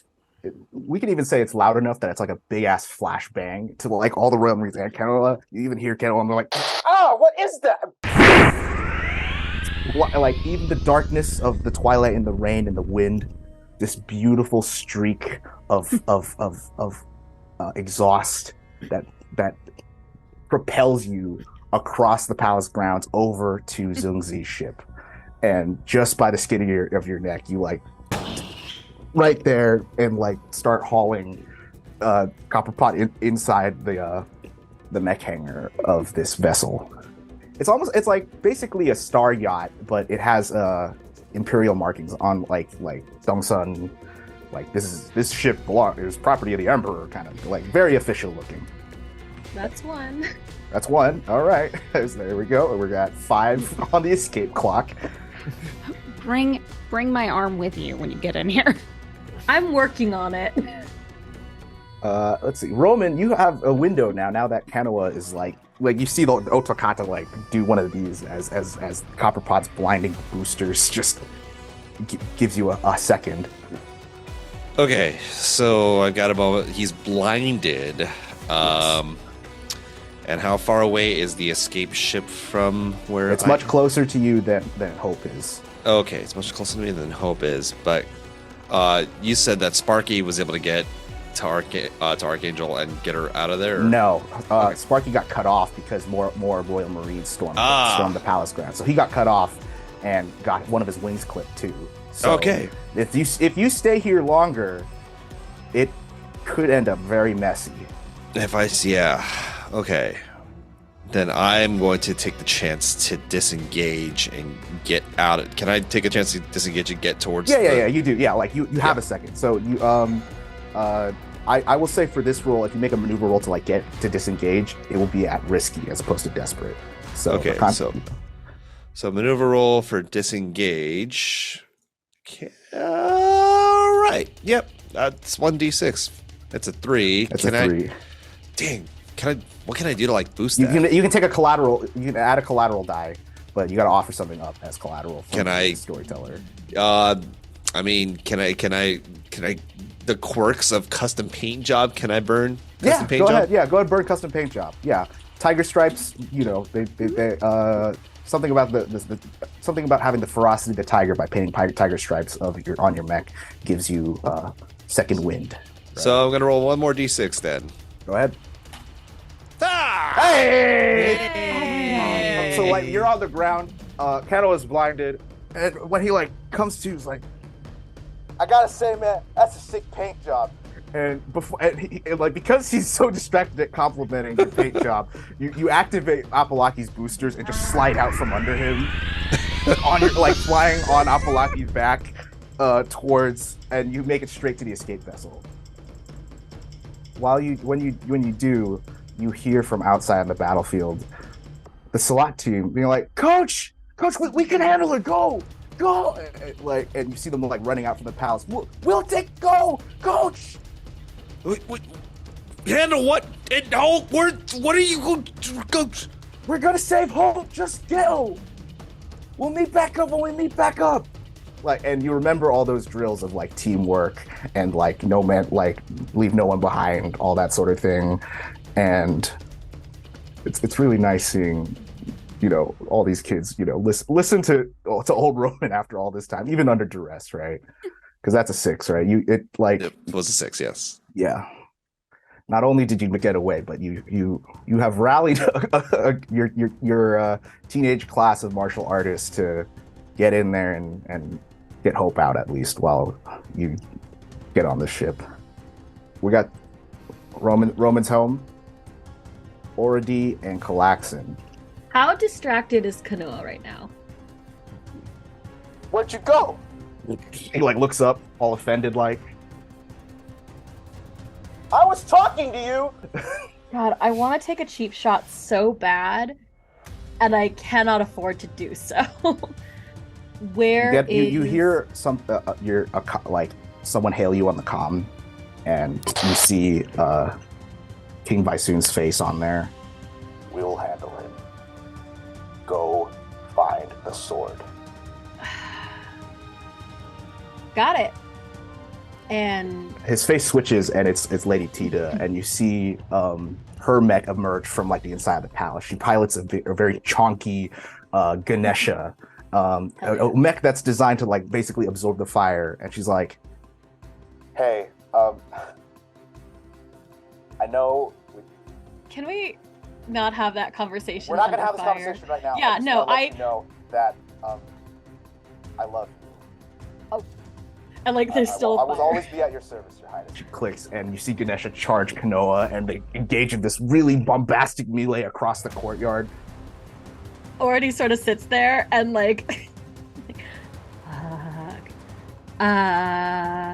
cool. And remembers she's in her mech and is like, no, time to think about your ex.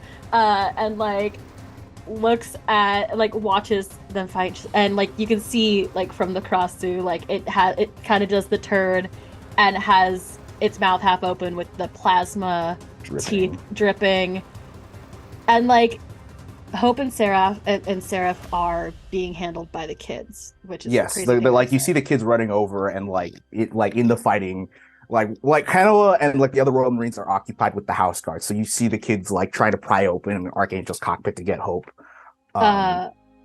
Where's callax'an? You see Sparky kind of tumble down a bit and down a wing, almost you ever see a dragonfly get its wing ripped off and it's just kind of stumbling around, there's oil spraying out where the wing was shot through. I want to make an opportunity for callax'an to get out, and then I'll follow up because I think my mech is the least fucked. Okay, so you're gonna create an opening for callax'an to escape. Yeah. So whatever is creating, because she's kind of an aggro mech. You don't have to attack anything. You can try to create artificial, you can try to create debris, a dust, cool. If you'd soft cover.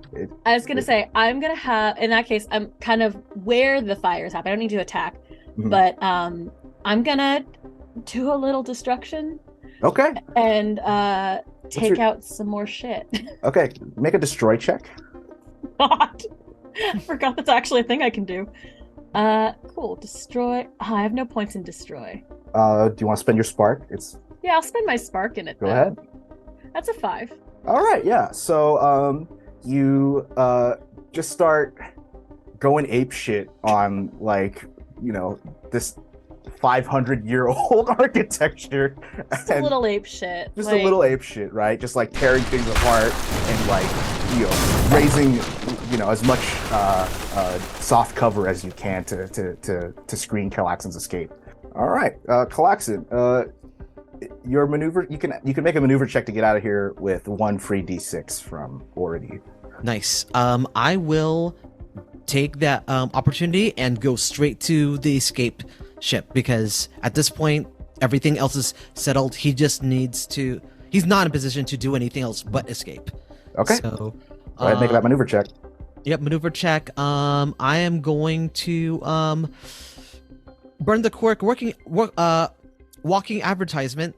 The way that's gonna work is, well, let's see if this new sponsor, Baby Back Boosters, is going to get the escape on, and we will. And he actually presses the button for camera footage of baby back boosters for when you need to boost out of hell. And then he And as you activate the boosters, you see the light from from the baby back brand boosters fire off, and it sends Sparky flying. And while it's flying, little musical speakers play out of the baby back was like my baby back boosters, boo, and it's like bass boosted for like extra effect too. So it's like, all right. So am I rolling 3d6 because roll 3d6. Yeah. All right, here we go. That's a 6. All right. Like, so Roman and Rupi'a, you look at the entryway of the hangar, and you see from like this like cloud of mist and dust, Sparky comes flying out with bass boosted boosters and an advertisement jingle playing as it like crashes in the inside of this hangar like a bird that flew into your house, and like callax'an's baby back boosters. jingle still playing while the boosters are going. Like, you have to like tap the button a bunch of times to turn it off. Guess It's what like- sauce? It's like, oh my, I'm so sorry, guys. Let me just turn it off. It's like, and it's like a baby back.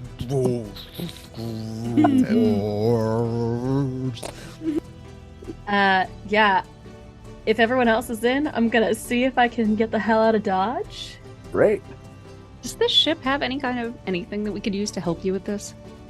If God, you, I hope I mean, so. if you guys want to, like, you can try getting to the cockpit and like launching it right now, and then Well, who can wants we- to?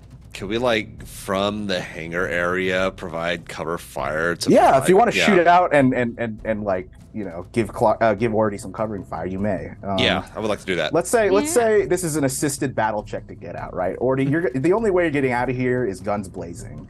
And That's fine. go Fuck ahead my and- brother. make a battle check. Have a D from your friends all sticking their guns out the back of the ship and just like. All right, we're 3d6. Mm-hmm. That's a 5. That's a 5. That's That's a Okay. 5. okay. Okay. Okay, I'll take some damage. We good? I assume Sparky's still like keeled over in the back, so it's just Copperpot and Apalaki like sticking their guns out from the back. Yeah. So you guys like, peeking out from the side of the back hangar, you start popping off shots and like trying to signal to the Copperpot to get in, and to the kra-su to head towards your location. And kra-su, you there's still a few Royal Marines between you and the ship, so tell me how you're gonna like shred these guys to get there. Oh, it's like all the kra-su does. But you rolled a 5, so I'm gonna dole out consequences after, if that's all right. Well, I was gonna I mean- say, can I burn the quirk instead of taking consequences? Oh yeah, you want to resist? Yeah. All right, roll you have 2 ranks in expertise. Go ahead, roll 2d6. Okay, it's a 2. That's a 2. That's a Yeah. 2. Yeah. Okay. Yeah. You're still gonna take damage. It's not gonna be level 2 because but I can bump that down to level 1. So yeah, you. So which quirk did you burn? Actually, I'm gonna. Well, so here's what I want to do. I want to burn the flexible structure for this or actually ominous appearance for this. Okay. The kra-su on like all fours, like a fucking like creepy like a monster. Because again, it's shaped like a it's like shaped like a Reagan dancer, crawling like a down the woman. stairs in Full The exorcist, full grudge, with the plasma dripping from its mouth, scrabbles through the rest of the halls to get out of to get to a place where it can fly. Okay. Yeah. You get to enough clearance, and eventually the wings unfurl, and with a leap, the wing system activates, and you bolt straight for the rear hangar on Zungzi's ship. The wings get peppered with machine gun fire, so now there's a bunch of holes, speed holes. But you're in, Aerodynamics. and Zungzi like hits a button on your cockpit, gets out, runs to the front of the ship. Okay, we're shipping off. Let's go. And hangar closes, and the ship takes a little bit of fire as it tries to leave, but Zungzi thankfully activates the shields in time as he initiates launch protocols, and right at the 11th hour, as the ship launches, the girls pull Hope out of the Archangel cockpit, and she's like slow at first, and she looks up, Dad! Dad! And the ship gets further and further away from Fa Feng. The other Gisi, the Royal Marines, don't take chase. They've already achieved their objective. Already, as you get out of kra-su and you look out the porthole at your home, as you start flying away, and you see your family's crest flag get lowered from the top of the palace and be replaced with the symbol, with the crest of House Dang, before disappearing back into the clouds. Already turns from the window when she can't see the palace anymore and goes to Roman and kind of puts a hand on his shoulder. And she says, hey, they're not going to hurt kids. She's going to be okay. She's a real fucking brave kid. We'll get them back. We just got to roll with it for now. We got to roll with the punches. Right. Just roll with the punches. Yeah.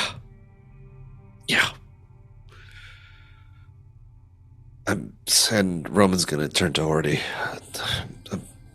I'm sorry. I'm sorry for what they did to your homeland. And I think she just hugs him and then puts out a hand to callax'an and rupi'a. Callax'an slowly walks up, puts his hands and arms around them all, and he says, listen, after the discussion that I was a part of, that I was ambushed with, this all happened long before we got there.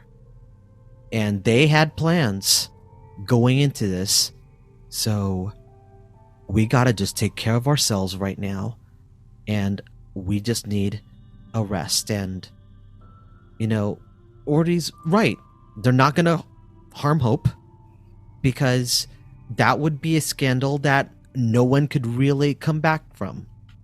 So they're not gonna hurt the kids. But I'm not gonna lie, if they're gonna use them in some kind of political ploy, I'm gonna beat someone's ass, because I have a feeling that might happen. But they will be safe. Rupi'a, what's going on? I come over and I'm so mad. I'm so fucking angry. It's like, one house is as bad as another, but I guess we have other things to take care of now. And my incredibly bloody hand goes on top of everyone else's as I've been holding in the, trying to staunch the blood flow from getting shot earlier. Sorry. And I just look at Horty and it's like, you owe me an arm. As the four of you all kind of have this really somber embrace, we cut to the outside of Zungzi's ship as it breaks Chao Phraya Atmo. Zungzi setting coordinates for Seludong. He looks back at the four of you. Onwards and upwards. Jumps to FTL. That's our episode today. Thanks again for tuning into MEKONG. If you like this game, be sure to check out Beam Saber RPG on itch.io. If you like us and want to see more, be sure to follow Queensport Games on all social media. And be sure to join us for our next installment of MEKONG Symphony for the Devil. I'm Jerry Law. It's been an honor and a privilege telling this story for you guys. Everyone put your hands together for this amazing cast. Go ahead, guys. Shout out your socials and whatever else you got going on. Now's your time. I am Clara. I'm all over the internet as clearly_golden, unless you're into mermaids, in which case you can find me on Instagram as mermaid_clarity. I stream here with Queen's Court Games, and I'm in their podcast, The All Night Society, where we play Vampire the Masquerade. I'm also found over at Happy Jack's RPG Podcast on their Twitch, playing games there and giving advice on how to play games good or just deal with horror, with bad games as well. Yeah. What's up, everyone? Andrew J. Landy checking in here. I was playing Roman. Again, pronouns he, him. Hey, you can find me on the internet, Twitch, Instagram, and Twitter at Andrew J. Alandy. Again, Andrew, the letter J, and then last name Alandy, A-L-A-N-D-Y. Beyond that, you can find me here with this wonderful cast doing this game. And if there's anything else that I'm up to, you can find it on my Twitter. We're doing a lot more there. So hit me up on there. We'd love to chat with you. But again, love you all. Thank you so much. Hi, I'm Ryan Omega. My pronouns are he, him. You could find me on Twitter under Ryan OMGA. On other social media would be under Ryan Omega. You could also find me on my Twitch channel, streaming very occasionally, just different events under Life Action Roleplay. And you could sometimes see me at conventions, either on panels or running games, and on the audio series Port Saga, a Vampire the Masquerade audio fiction, along with Andrew J. Alandy, who also plays a character there as well. Hi, I'm Pooja. You can find me on Twitter at LADesigirl. That's LADESI girl. And pretty much all the other socials as Forgotten Saves. Come follow me if you want to see photos of my cats. As, you know, more cameos will happen. Just be aware. Oh, yeah. If you want to hear me play more TTRPGs, you can find me on Happy Jack's RPG or the 12-Sided Stories podcast. And finally, there's me, your storyteller, Jerry Lott. You can find me at myjerryamore on twitter.com.